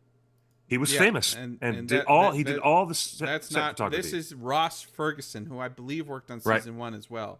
Right, that's right. The article confirms our reporting from a month ago, folks. You remember here at Torn, we told you exclusively that Hazeldine actually knew Joseph Maul before the Rings of Power, which helped with the behind-the-scenes transitions. We reported that here on the show that they did know each other, and the handoff was seamless, and he just confirmed that to Entertainment Weekly. So that's great, and we love to see our reporting here at this fan site be validated in the mainstream press. So just absolutely wonderful. And he goes on, there were like 200 orcs in the room there, and they were all kind of grunting. Speaking of his first day on set, it's quite unnerving to see that many all in one place. It's quite intimidating. I bet. Helpful to remind myself that I'm not insane and that these are just people. Oh, what happened here? Because the practical effects are so damn good. The prosthetic orcs are so good. No wonder they are unnerving in a big room. And I love that the show is creating its own visual identity with their orcs. They still feel like Middle Earth orcs. The cinematic world. But you can look at this and you'd be like, oh yeah, that was a Rings of Power orc. You know, there's a design language that they're building upon that Prime Video can own. That's cool. That's very cool. Sam Hazeldine says the hardest thing was I had to go straight into speaking black speech on day 1. It's hard on your throat. It's hard to remember because it doesn't really follow the Elvish languages, which have roots in real languages like Welsh and Finnish. But he just didn't write that many words in black speech. Hazeldine took the challenge as an opportunity and actually had the show's Tolkien lore experts rewrite some of his lines from English into black speech in order to give Adar the proper gravitas. This is also something that what happened there? What happened to Cliff? That this is also something that Joseph Maul and the orc actors on season 1 had requested during the filming of season 1. This exact quote, asking the Tolkien lore experts to rewrite his lines from English into black speech in order to give Adar the proper gravitas. This is stuff that I had requested during season 1 in my reviews. This is stuff that we know that Joseph Mall, the original Adar, asked for on set. But because of COVID, there were no writers on set to make the transcription, to do that work. So it's great to know that they've heard the fans, they've heard the actors, they're taking the lessons to heart, and now the production is finally doing stuff that season 1 everyone wanted and the actors asked for, and now this time... And now they can. And there now they can. Much less restrictions around the world, so yeah, now they can. I think that's a great thing. Someone in the live chat saying, hey, is Hazel Dean a really good actor? And I'm like, yeah, you should see him in this other show that he's in where he plays the pilot. That's on Masters of the Air on Apple Masters TV. of the Air. He's in the final 3 episodes of Masters of the Air. Oh, so good. It's one of my favorite shows of the year. It's on Apple TV, but he plays the commander of the Air Force that's shot down over Nazi Germany and interned in a camp, and he teaches the rest of his Air Force people how to slit a man's throat. I am intensely scared of Sam Hazeldine. I'll say he's intense. He's awesome. Yeah, he's going to make a great Adar, especially if they're going to go. Speaking of spoilers, all right, spoiler alert. The next thing tells us a little bit more. Season 2 will show viewers where they came from. How did he go from being an elf to an orc? Viewers will also see how previous confrontations between Adar and Sauron unfolded. I'm excited to see the details that we did not get in season 1. I'm excited about this. Once again, Torn has been reporting for over 18 months now, that season 2 will retell some of the history of Sauron from Sauron's perspective. So they're actually doing it again. Torn leaks are being proven accurate in the press. Thank you to Sam Hazeldine for confirming that we will see the background of Adar and I mean, guys, look at that. We are. It looks like we're going to be seeing. We're going to be really into the specifics of what Sauron was up to before he had this whole cockamamie plan to fool Galadriel. Amazon, if you're coming to Comic-Con, you better bring this handsome man. I want to shake his hand because I believe he has a very firm handshake.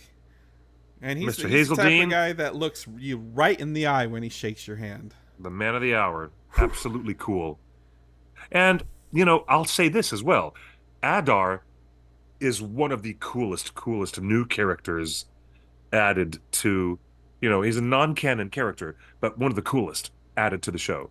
Very intriguing character. Kirsten in the chat room says, being responsive to the fandom and utilizing our best suggestions like more black speech will be key to success going forward. Yes, I want to put a button in that because I think season 1 was kind of growing pains. Amazon was Prime Video was just a brand new studio. They didn't own MGM yet. They were still building out their campus. And then COVID happened. So I think it's just a learning curve. But, I think the chat room is right on point with something I've been saying for several years, which is this is all just one community of Tolkien fans. We're the holders of the community on the internet and in person. Many different people are making adaptations, but we don't see each other as separates. And this is something that Peter Jackson was really good at. We're all just fans. He's lucky enough to play in his realm, while we're lucky enough to play in our realm. Yeah, I get that. Yeah. So listening to us, and it sounds like, based on this first interview, this is just the first of several we're going to talk about today. Based on this first interview, we've already got 2 or 3 confirmations of Torn recommendations and Torn leaks. And I'm really excited that this is happening. A nice unexpected side benefit from all that. Very nice unexpected side benefit. All right. You are so funny. Otaku Senpai says, "Oh my goodness, why does he looks more like Adar out of makeup than in it?" Otaku Senpai, you're so funny. You're so funny. Sam Hazeldine says there was an offer for power and for something else, which you'll find out later on in the show. And Adar willingly took the deal. Oh, he's talking about a Faustian deal. It's the Mephistopheles story. Come into Middle-earth. It's a Faustian deal. It's kind of like he took a red pill and was duped. He was horrifically tortured and maimed. Oh, wow. He's giving away a lot of details. Yeah! He's giving away a hell of a lot of story details. But Cliff, oh my goodness. Cliff, wow, Hazeldine. Cliff, do you remember the controversial 4chan leaks that one of the leaks that I really believe in is season 2 episode 1 starts with the Big Bang. It starts with the Ayu Lindale. It starts with the creation myth, right? That's the music of the Ainur. We did report on that. Yeah. All right, so that's per the leaks. The next Starting quote from there. Sam. Hazeldine teases, season 2 starts with a bang. And I was even surprised at how kind of bloodthirsty and violent it is. Oh my goodness. Okay. Well, I don't know if he's referring to the Ainu Lindale, because that's not necessarily a bang, but that would be Morgoth. That like to tell the story of Morgoth in 5 minutes. It's more like starting out with an orchestral suite, and the orchestral suite creates the fabric of all reality. That's more like what it's like. All right, so Cliff, before we get into all the other stuff, question from the chat room: do you think season 2 will convert any of the haters based on what you know? What we've seen from season 2? Yeah. You're asking me? Yeah. If it will convert the haters? I think the only thing... No, I'm not going to make that terrible ghoulish joke, so I'm not going to make that joke. No, just tell it straight. Do you think yes or no? What we're learning about now is certainly revving up the fan base who already have an interest in it.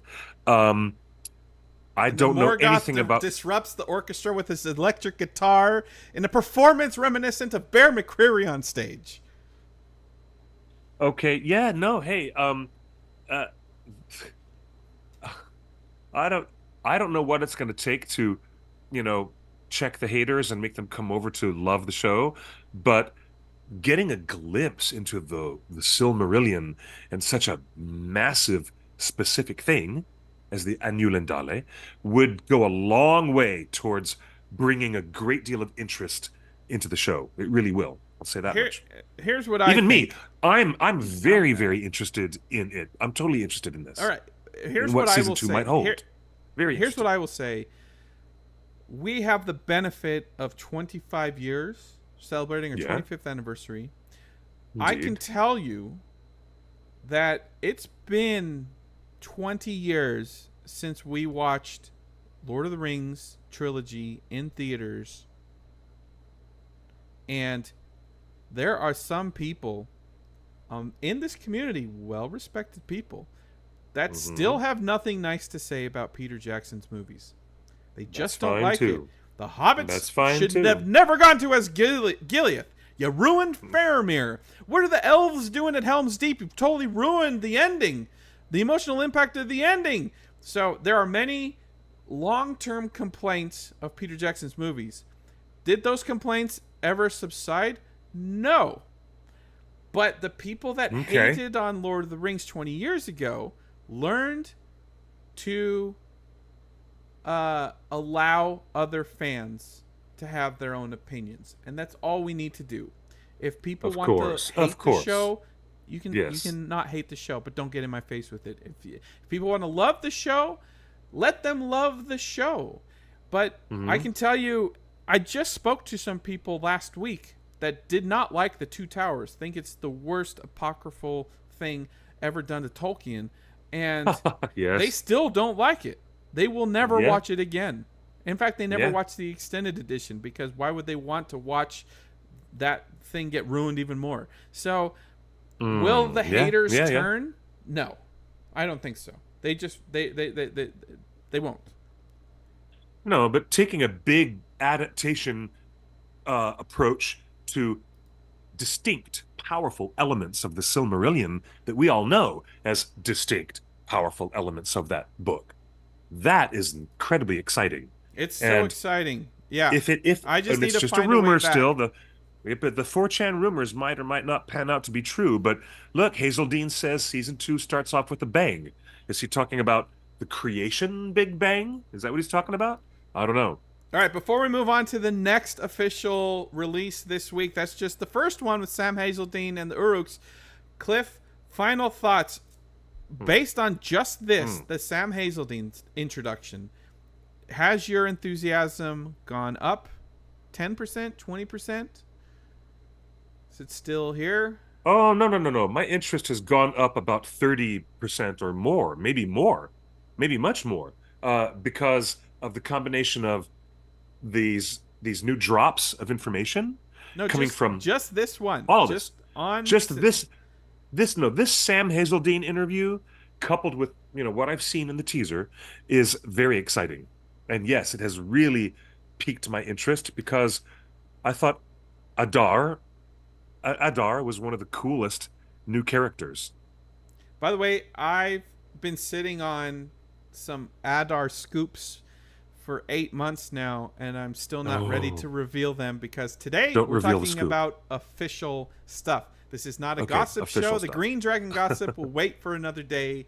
Okay. I'm very Today's excited. just hard news stories. I am very excited about Sam Hazeldene's introduction, and I think this was a good way of introducing Sam. With that wonderful photo right there, it introduces him.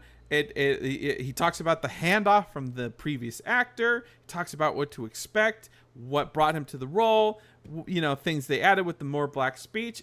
He's saying all the right things. There's not one criticism I can make about this reveal. Congratulations to Sam Hazeldine and Agreed.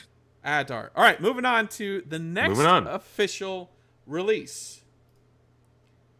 Today, exclusive to Torn Tuesday. This is not online. This is fresh off the presses. You cannot find this online. Exclusive to Torn Tuesday. Thank you for staying with us for this extra long show. This is a screenshot of the brand new Empire magazine, which will be on newsstands in the next 2 days.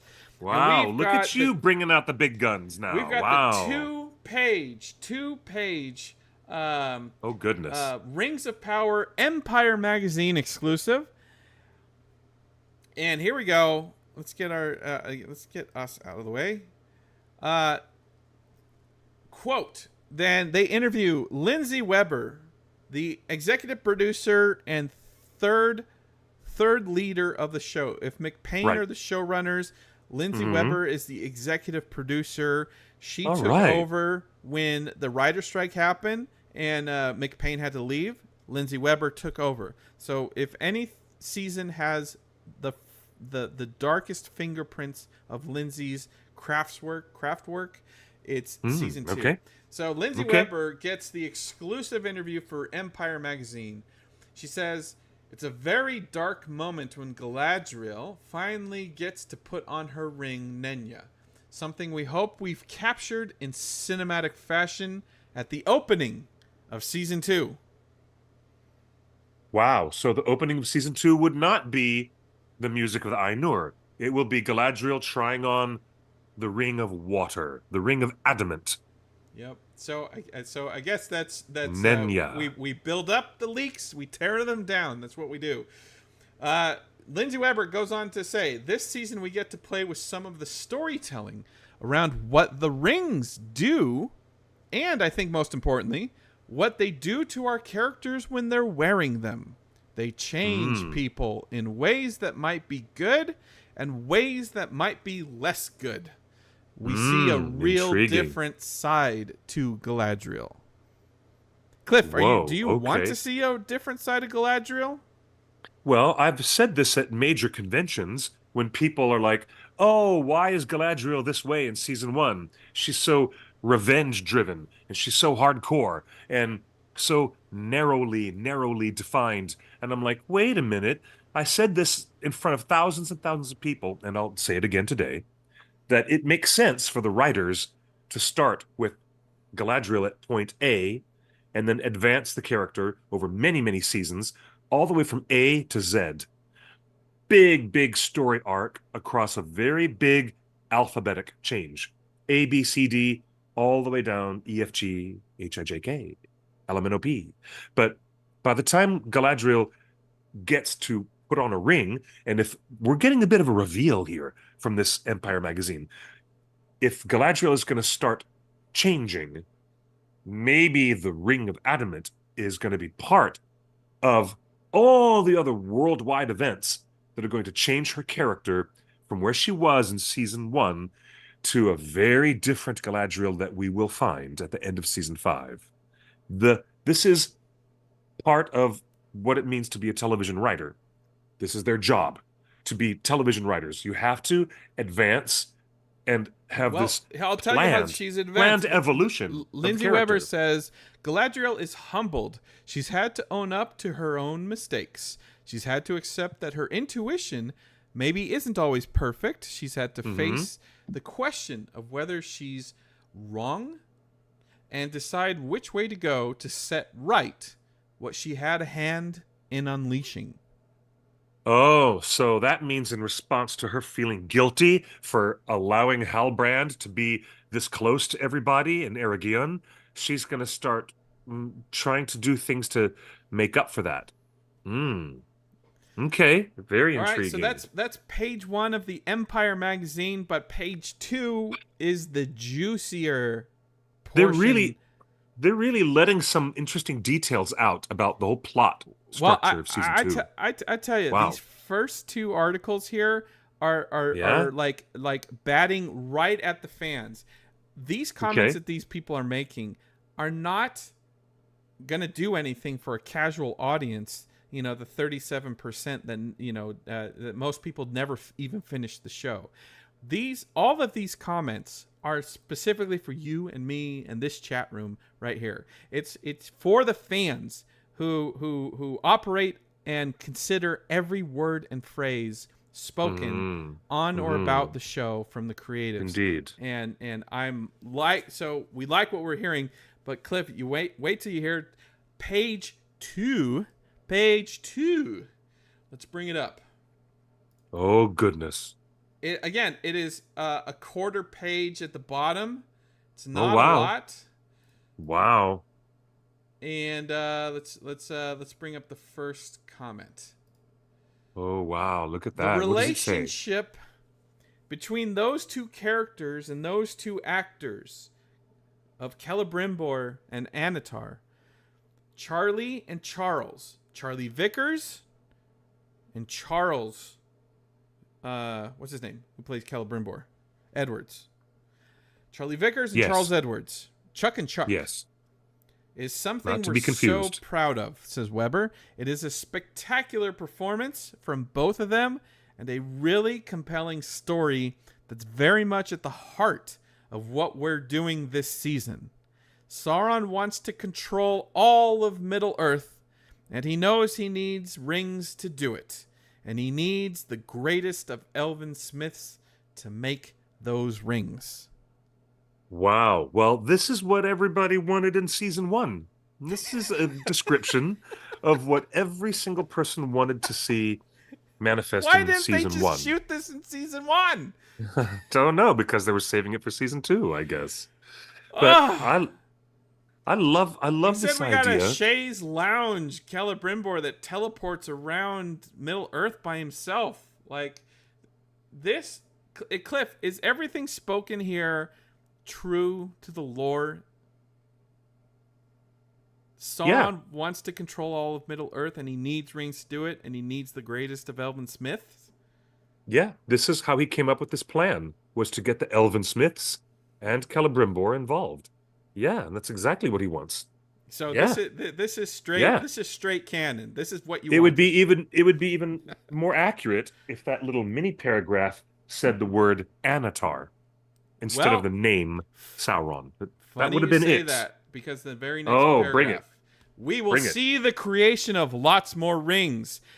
Weber promises this season you're in the room where it happens, or to be more specific, the forge where it happens. The heat is on. Oh, that's the name of the show, Rings of Power.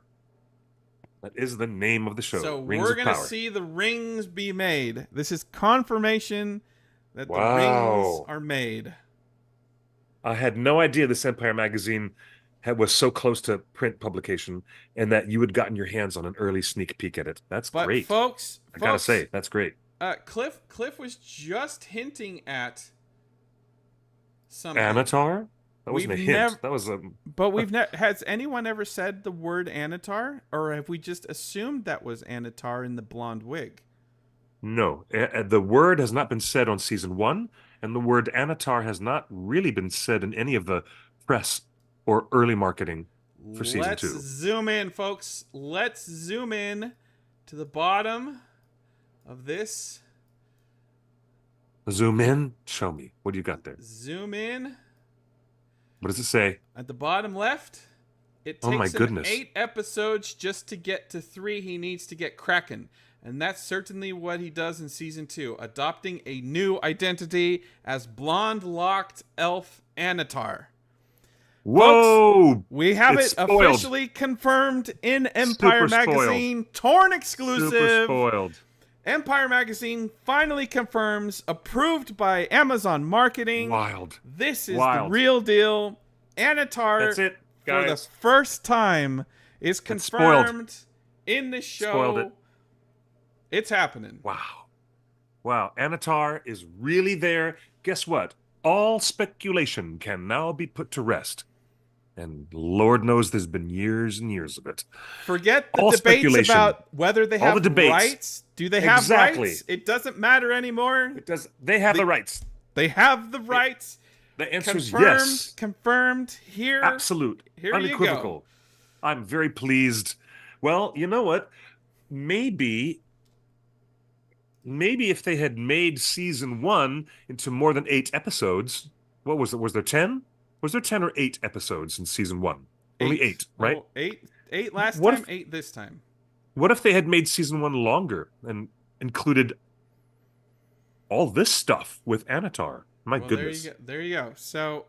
So confirmed in the new Empire Magazine. I'm this excited. article. Don't go looking for it on Apple News or on the website. It is not available digitally. We're giving you a sneak peek here today on the show. That is Empire Magazine confirming Annatar, confirming that the heart of season 2 is the relationship of Celebrimbor, Brimby, if you know him well, and Uncle Annatar. Brimby.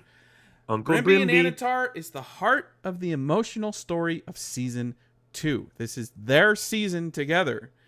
And Galadriel, we see a different side of Galadriel, but I'm less interested in that. But I will say that my number one complaint, and because I heard myself repeat myself many times, was that Galadriel was too smart to be duped by Halbrand.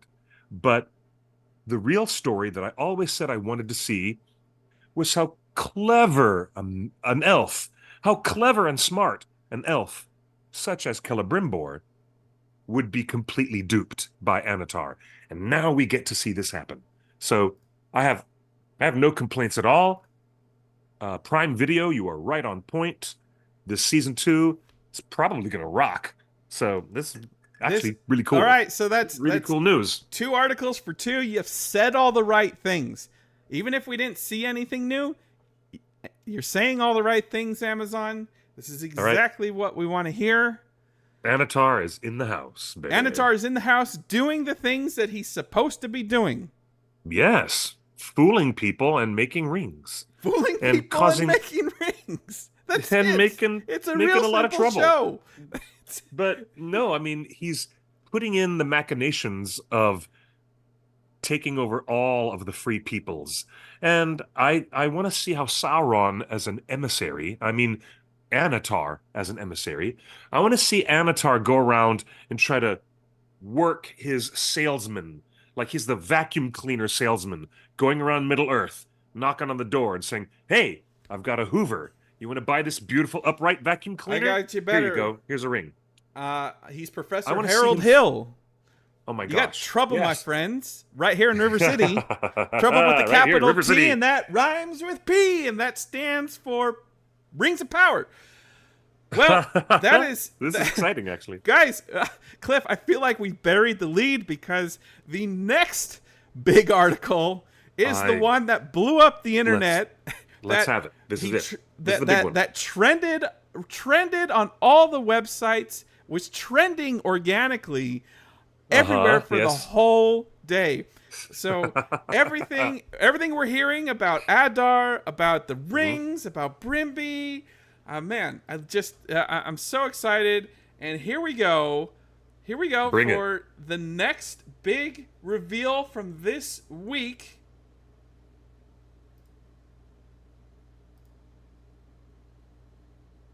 Mr. Bombadil himself. Tom Bombadil is confirmed.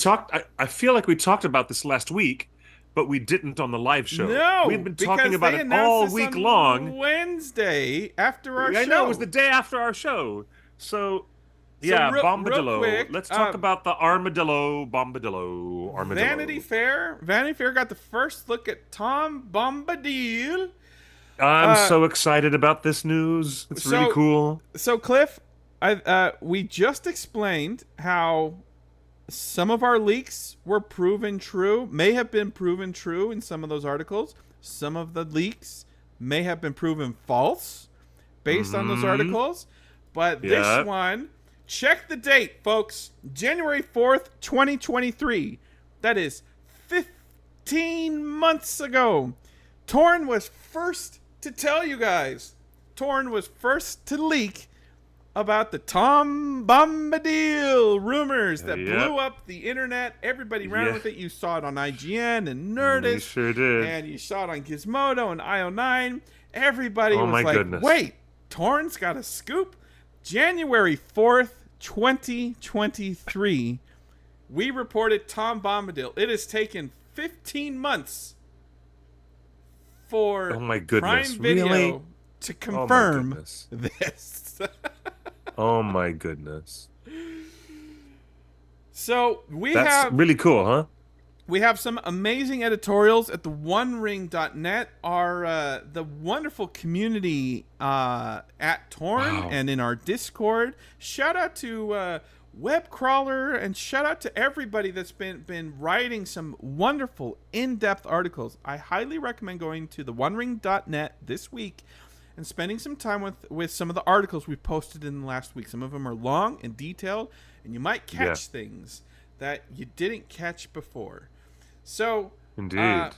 So I guess let's just jump into what our article here wanted to point out some details on Tom Bombadil, long expected character in Middle Earth. Does he have yellow boots? Yes, there they are. They're tan. They're yellow tan. Yep. Anyone that's tried to make a cosplay of yellow boots knows how hard it is to dye anything yellow, especially that bright. So obviously he's not in the sunlight. Obviously he's standing in the shadow. I have a creative issue with this photograph. If the most famous portrait of Tom Bombadil is him dancing in the sunlight, why wouldn't you want to take a photo of Tom Bomb and his yellow boots in the sunlight? Come on. I agree. In the sunlight. You could have. A lot of people saying, "Why don't you have a photograph of him smiling?" He's well known. Wait. Let's get smiling. there. We'll get there. Oh, all right. Okay. So yellow boots. Did we get a blue jacket? We got a blue jacket. That's with fine. Nice brocades, nice hand weaving there. Love it. Love it. Look some at that. Costuming details. Hint at Bombadil's connection to nature, including tree-like embroidery and a bee-flowered belt. Look at those cool with flowers. Look at those flowers on his that. belt buckle. And then there's Tom's hat. It does Which not is not have so a different peacock from. feather. It does have a feather in it. There is a feather. You can see it. I think Matt, Nerd of the Rings, Oh, there was like, is. "Oh, look, there's a little feather, the little one." Yep, All right, so he does have a feather in his hat, Cliff. he does. It's there. Do you think But he gives this hat to the stranger, or is this Tom I was just going to Bombadil's say hat? that. I was going to say, do you notice how closely that pointy hat looks like a wizard's hat? So, I mean, yeah, I've got a weird feeling that it might be gifted to the stranger. But I've got another theory that I've talked about on Twitter already. You know how the stranger has amnesia, doesn't know who he is? I've got a weird feeling that Tom Bombadil is going to give the stranger a name. And we'll name him. That was Perhaps. part of the leaks. Yeah. Let's refresh everybody what the big leaks were, Okay.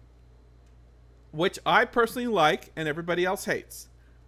According to the leaks, and we don't know if this is true or not, Tom Bombadil meets up with the wizard. Mm-hmm. Tom Bombadil goes back in time to the Ayulindale, into the founding myth, where the Maiar are created after the other celestial beings. So The Valar. The Valar. So Bombadil knows Gandalf. He also knows the Blue Wizards. So the purpose of Bombadil in this show is to give Gandalf his memories back. So if you notice, he's sitting in a chair. If you notice, the wizard is sitting in a chair there. Like, so he's told the old man to sit down, remember who you are. Oh, Now- Mufasa. Thank you, Mufasa. So Remember who you are. The other Yeah. part of that is there was debate when the leaks came out. Was Bombadil part of the Galadriel storyline, or is he going to be in the Barrow White section that we reported on last week from the trailer? Or was Bombadil going to... And I reported from the leaks that he was part of the Wizard storyline. Well, looks like the Wizard storyline proved true. I also reported that Bombadil is Morgoth. We did that. The characters playing Ungoliant and Morgoth would reappear as the same actors in a new reincarnated form. A reincarnation as Tom Bombadil and Goldberry. Well, there's no Goldberry evident from any of these leaks yet. So There's no Goldberry. But I do that think that she's in the show and she has been cast, and we think we know who the actress is, and we've talked about that on earlier really, shows. yes, we did. But this is such a crazy rumor. It happens to be, I'll admit, Justin, one of the most bonkers rumors I've ever heard. All In right, the rumor department, it's real bonkers. So carrying on, some other details are some plant life in his cottage, a beehive, some plants, and then on the ceiling. Yeah. On the ceiling is the same star map that the stranger, not Gandalf, was finding. Oh, really? On the ceiling is the star map that he was looking at Yes. and accidentally caught fire. Yes. So there you go. Okay, that's fascinating. And to answer you, Otaku Senpai and Anonymous Girl, why is Tom Bombadil that far east in the lands of Rune?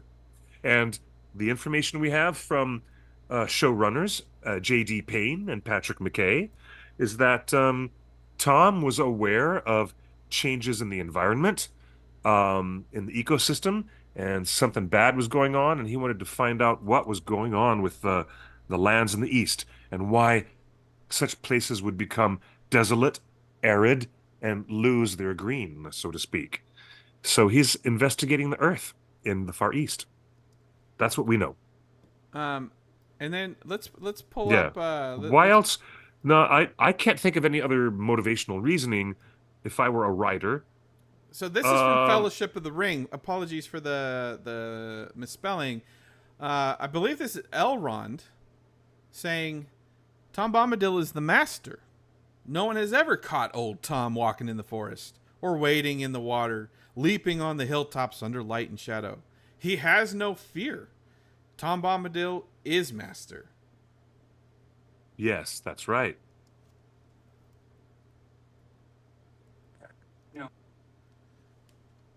So, the other where's the other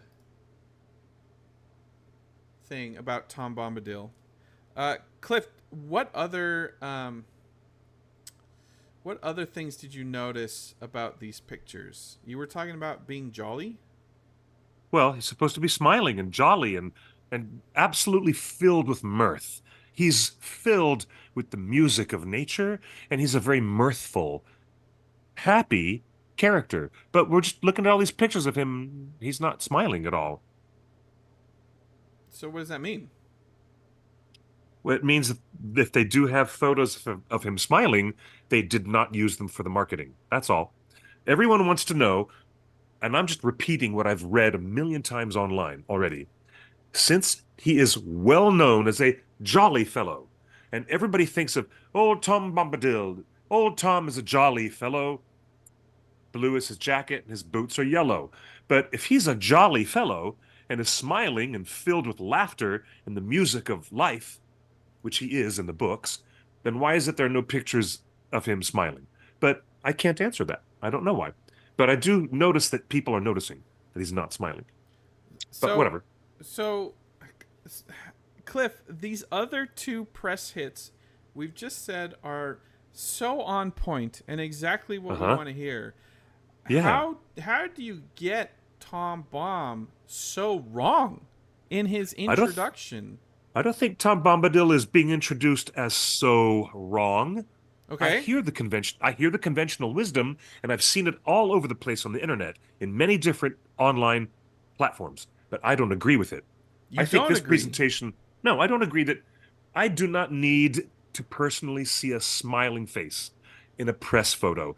I know that actor is probably capable of smiling and laughing and showing all the jolly, jocular... He's got to be jocular. He's got to be mirthful. And I have faith in Rory Kinnear.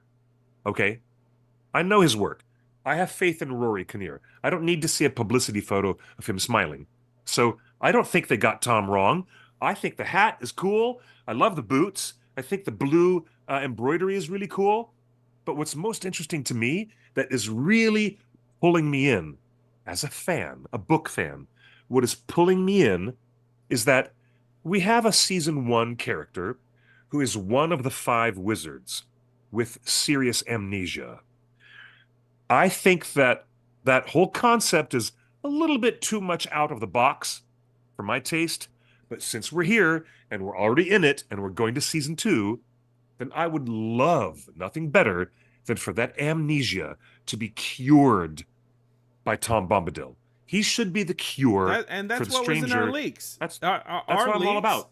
Our leaks have said for months now, for 6 months now, that Bombadil gives his memories back. Gives the wizard his memories back. I am afraid I have a very, very vague memory of those leaks from so many months ago, probably because it was so many months ago. But, hey, I appreciate that everyone in the chat is saying, why the hell isn't he being shown in iconic style as a very happy, mirthful lad? And I'm like, well, I imagine Rory Kinnear can do it. So you don't have a problem with it? Nope. I don't have a problem with it at all. I think it's fine. I just think it's a big miss. It's a big swing and a miss to have we hyped up Tom Bombadil 18 months ago in January of 23. The world has been expecting his reveal, and all you need to do is give the world what is in our mind's eye. And I feel like I feel like one of the things that the show missed in season 1 is give us our collective imagination first, and then deconstruct it into your story. The reason Peter Jackson, as much liberty as Peter Jackson took with his story, the reason we went along with it is because that first hour. That first hour of The Hobbit, that first hour of Fellowship is so picture perfect. Everything looks exactly like it should. It's the right colors. Yeah. It's the right tone. It's the right sound. It's just right. So if you're going to introduce an iconic character like Tom, the first time you see him, it should just be right. Just make him right first. Looks right to me. And looks then, cool to me. So, all right, you're happy with it. But I don't know, man. You know what? Look at that picture right there, the boots. How hard would it have been just to take the photo in the sunlight? Just take the photo in the sunlight. Just give us the bright yellow boots. Yeah. I get it. It's so simple. It's just I get it. It's like so easy. I know a lot of people, a lot of YouTubers, and a lot of people are questioning, why have Tom Bombadil in the story? What service does he provide to further the narrative where it needs to go? And I just explained all that. Yes, I've got that fine. But I got no problems with those complaints. Go ahead. The only complaint I could possibly have is if the other component of the rumor proves to be true. The Morgoth stuff? I don't want to see Morgoth resurrected as Tom, and I do not want to see Ungoliant resurrected as Goldberry. But Cliff, who would? So, all right, that's crazy. All right. If that's your deal breaker, I've told you mine, which is I said that a long time ago. Yeah, the life would have been easier if Tom was introduced smiling in Technicolor dreams, like we anticipated. So let me ask you this. This is the final quote in the Vanity Fair piece. And let me ask you, Cliff, does this give you confidence or concern that the Morgoth rumor is true? Yeah. Quote from McPayne. I don't know. Payne and McKay say, Tom Bombadil brings this levity while remaining somewhat in the shadows himself. Payne and McKay have decided not to answer any questions about the character that Tolkien himself left deliberately unresolved. That's right. Leaving that character to dwell as maybe a bit of a mystery, like it's always been. I appreciate that logic. I deeply understand that logic. It's supposed to be an enigma. He is always enigmatic. Leave him that way. Use him sparingly, and then leave him enigmatic. So let's see what happens. I read that quote opposite of you. I think this quote supports my theory that Tom is Morgoth, and McPayne are preparing to say, well, Tolkien never said no. Tolkien never said no. Tolkien left it open, so we've made a decision in our show, in our adaptation, to go this route, because Tolkien never explicitly told us we couldn't. That's how I read that. I get it, but I don't read that at all. I think that's a bit of an imaginative stretch, my young lad. And thank you for that. Okay. But I don't quite get that, but okay. I think that they're just saying it is smarter to leave the enigma as an enigma and let us not overuse the character. That's what I thought he was saying. But I will fight to the death for the Morgoth rumor to be true. And that's what makes this leak world fun. Cliff, the other thing that people were commenting about was Tom Bombadil not only is a jolly old fellow, and why isn't he smiling, but he sings a lot of songs. And in the article, they confirmed that he will be singing songs. So I wanted to know, can Rory Kinnear, the actor, sing a tune?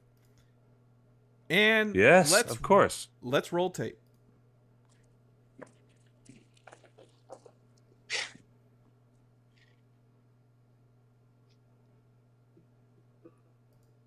My feet, sorry, a bit out of breath. My feet are tired, my heart is glooming. I feel the end of extra time looming. It's grim when you sense the abyss before you. I know that it's affecting kids and Victoria.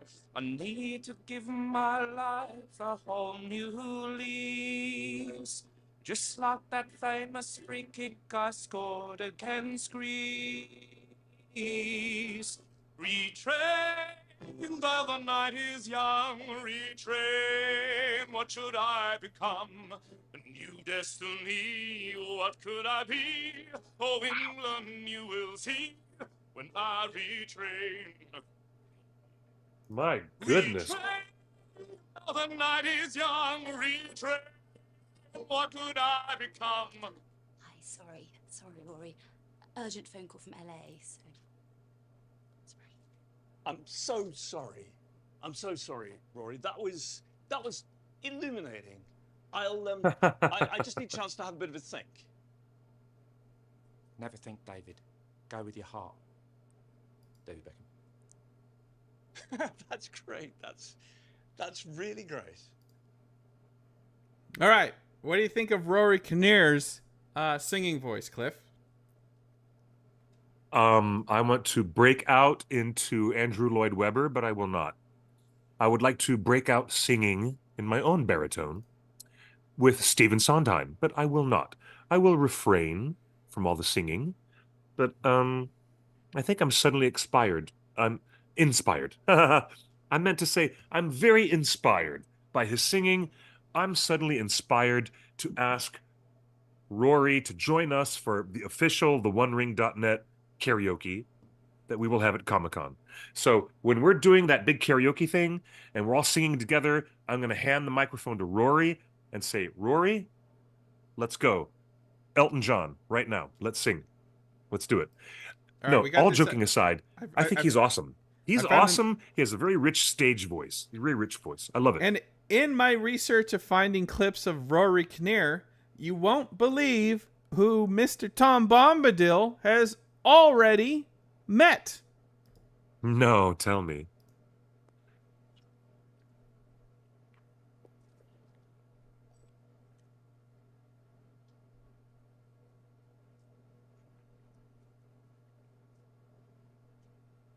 Good to see you. Yeah, good to see you.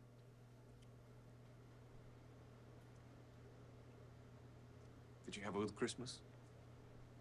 Bad. No, terrible. So what you did on Friday, so you have a party? Oh, wow. You're allowed on it. New Year's Eve. Yeah, for sure. Everyone thinks it's like prison. Get like a few drinks, a little bit of music. Sorry, I haven't. Edith was here 2 weeks ago, and Rosie in November. They say my campaign is going well. All this trouble with Russia, it's advantageous. It means communications are bad, so they cannot deport me yet. I keep thinking about that day. All right. So there you go. How cool. That's so cool, dude. That is so cool. Tom Bombadil has met Isildur in another life. In another role, in another life. So the thing I want to point out with those two clips, Cliff, is how cool is that? He's singing, he's dancing, but he's not smiling. And then I just saw Rory Kinnear in a movie that came out last year called Men, like Men. Yeah. Like, oh, what a bonkers movie that was. That's a bonkers movie. I'll say. I recommend it if you're into kind of slasher films. Men. Look it up. It's just called Men. It came out last year, 2023. But Rory Kinnear is in that. And he plays kind of like a neurotic, morose guy. So in these three clips that I found, that movie and these two clips, Rory Kinnear is not a jolly old fellow. Like, he just isn't. He could be singing and dancing around a living room, and he's still not smiling. Like, I don't know if he has it in him. Like, I don't know if he Oh, has come that, on. Of course he does. Goodness that gracious. theater kid energy. I don't know. I picture Tom Bombadil as that theater kid energy that is annoyingly exuberant and happy. That's what people say about my karaoke performances. So whatever. I'm that theater kid who's annoyingly over the top. Ta-da! So Ta-da! there you go. Hey, get over it. You know what? I don't have any problems with the casting. I'm delighted to hear him singing in a rich baritone like that. And if Bear McCreary is ready, then I expect some really cool songs to come out of this. At least one. Hey, we had that Wandering Day from season 1, and that was a really lovely, lovely song. So let's see if we get another good song out of season 2. And the final thing I want to say about Tom, so Tom Bombadil, on your Cliff, we talked about the Adar article, we talked about the Empire article, and the 30%. Seeing Tom Bombadil for the first time, and we scooped the leak. We scooped him 18 months ago. Yeah. How much did your enthusiasm meter go up with this reveal in this way? Exponentially, because it's not related to the Morgoth weird rumor. So I have exponentially increased. In fact, I'm fully standing upright. My vertebrae are aligned. I'm standing upright. And you know what? Suddenly, because of this Tom Bombadil reveal, I have better posture. I'm like that meme. I'm like that meme of that guy who goes from, sitting here like this, slouching, to sitting upright. I'm just like that meme. So my posture is corrected. And I say thank you, Prime Video, for helping correct my posture. I am delighted at some of these interesting and offbeat, maybe you could just say they're unexpected choices that they're making for season 2, and I'm delighted. Really cool stuff. As we know, Tom Bombadil is a magic creature. There's, he might be a god, he might not be. He might be Valar, he might be Eru. He might be. He might be Eru Iluvatar. You know what? More conventional wisdom says that he's the spirit of nature itself. But what I wasn't aware, Cliff, until I zoomed in. We zoomed in on his boots. We zoomed in on his jacket. We zoomed in on the roof of his hut. But Cliff, until I zoomed in on his face. Now, I have to apologize, Cliff. Okay, all these please years, do. you always yell at me for saying words and names wrong. I want to say Celebrimbor. Sure. I keep saying Celebrimbor, and you keep telling me it's a hard C. It's Celebrimbor. And then I keep wanting to say Celebrian, and you're like, that's wrong. It's Celebrian. It's but it looks like Celebrian, like celebrate. Wait, Círdan is Círdan. It's never been Círdan, and you know better. Here's why. Here's why. When the letter C is followed by an open vowel sound, in Tolkien's world, in Elvish, at least in Elvish, this particular Elvish, Sindarin, it's a hard K. C followed by any open vowel, and that means Celebrimbor, Celebrian, the river, Celebrant, okay? The person, of I was and Celeborn, then I was, all these people. All right, and then I was calling it the Ayu Lindale, Dolly, Ayu Lindale.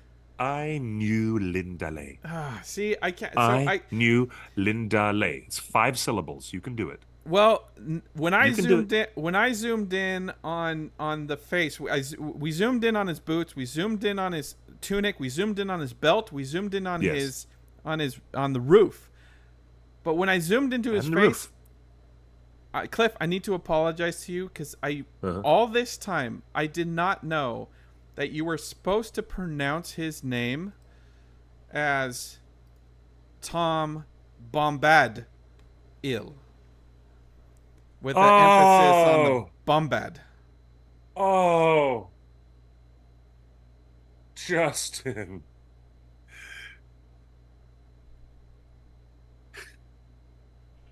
How wooed. How rude. Poodoo.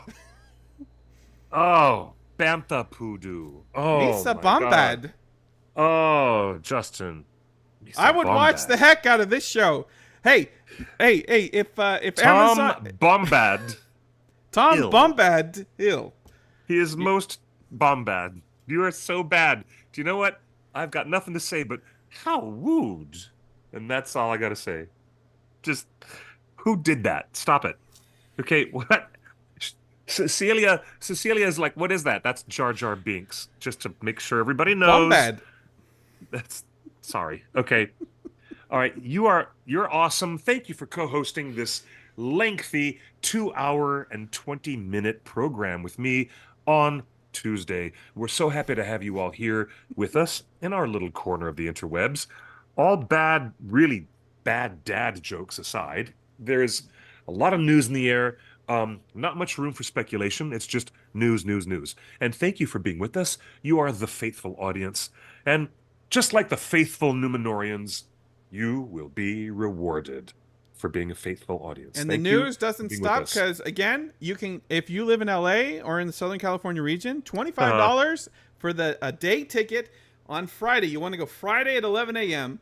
to the IGN Fest. You can go to ign.com/live and you can order tickets. I think it's on Eventbrite. It's $25, and Ismail's going to be there, and Maxim is going to be there. So that's going to be awesome. And so I expect that to be online. Who knows what else will drop in the meantime? You know, 1 week ago we had nothing, and then in the last 7 days we've had all this stuff, and so Way I'm too much. really excited. And then next week Not really. we have more exclusives to reveal. I can't wait to tell you. Yes. I'm not even going to hint at it, but next Tuesday we've got more exclusives. I'm not even going to tell you my what gosh. part This of is- the fandom this is going to be, but I think it's supposedly. All right. So and again, before we go, the adventures of Tom Bombadil. Thank you, Otaku Senpai, in the YouTube chat. But the book is being re-released with new material, new stuff. It'll be another Tolkien publication. And boy, for someone who has been gone since 1977, Professor Tolkien is getting more published books out than anyone else in the fantasy world.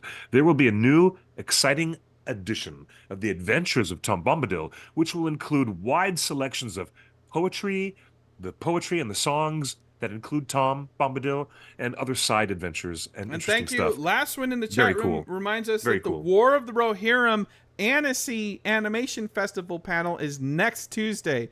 So this time next Tuesday, we're going to have so much new exclusive stuff about so many things. I'm so hyped. Remember, in 1 hour time, if you're on the East Coast, make sure you tune in your DVR to Stephen Colbert, where Viggo Mortensen is going to be on Stephen Colbert tonight. And that is all the news that's fit to print. That is a lot of Lord of the Rings news in the last 7 days, Cliff.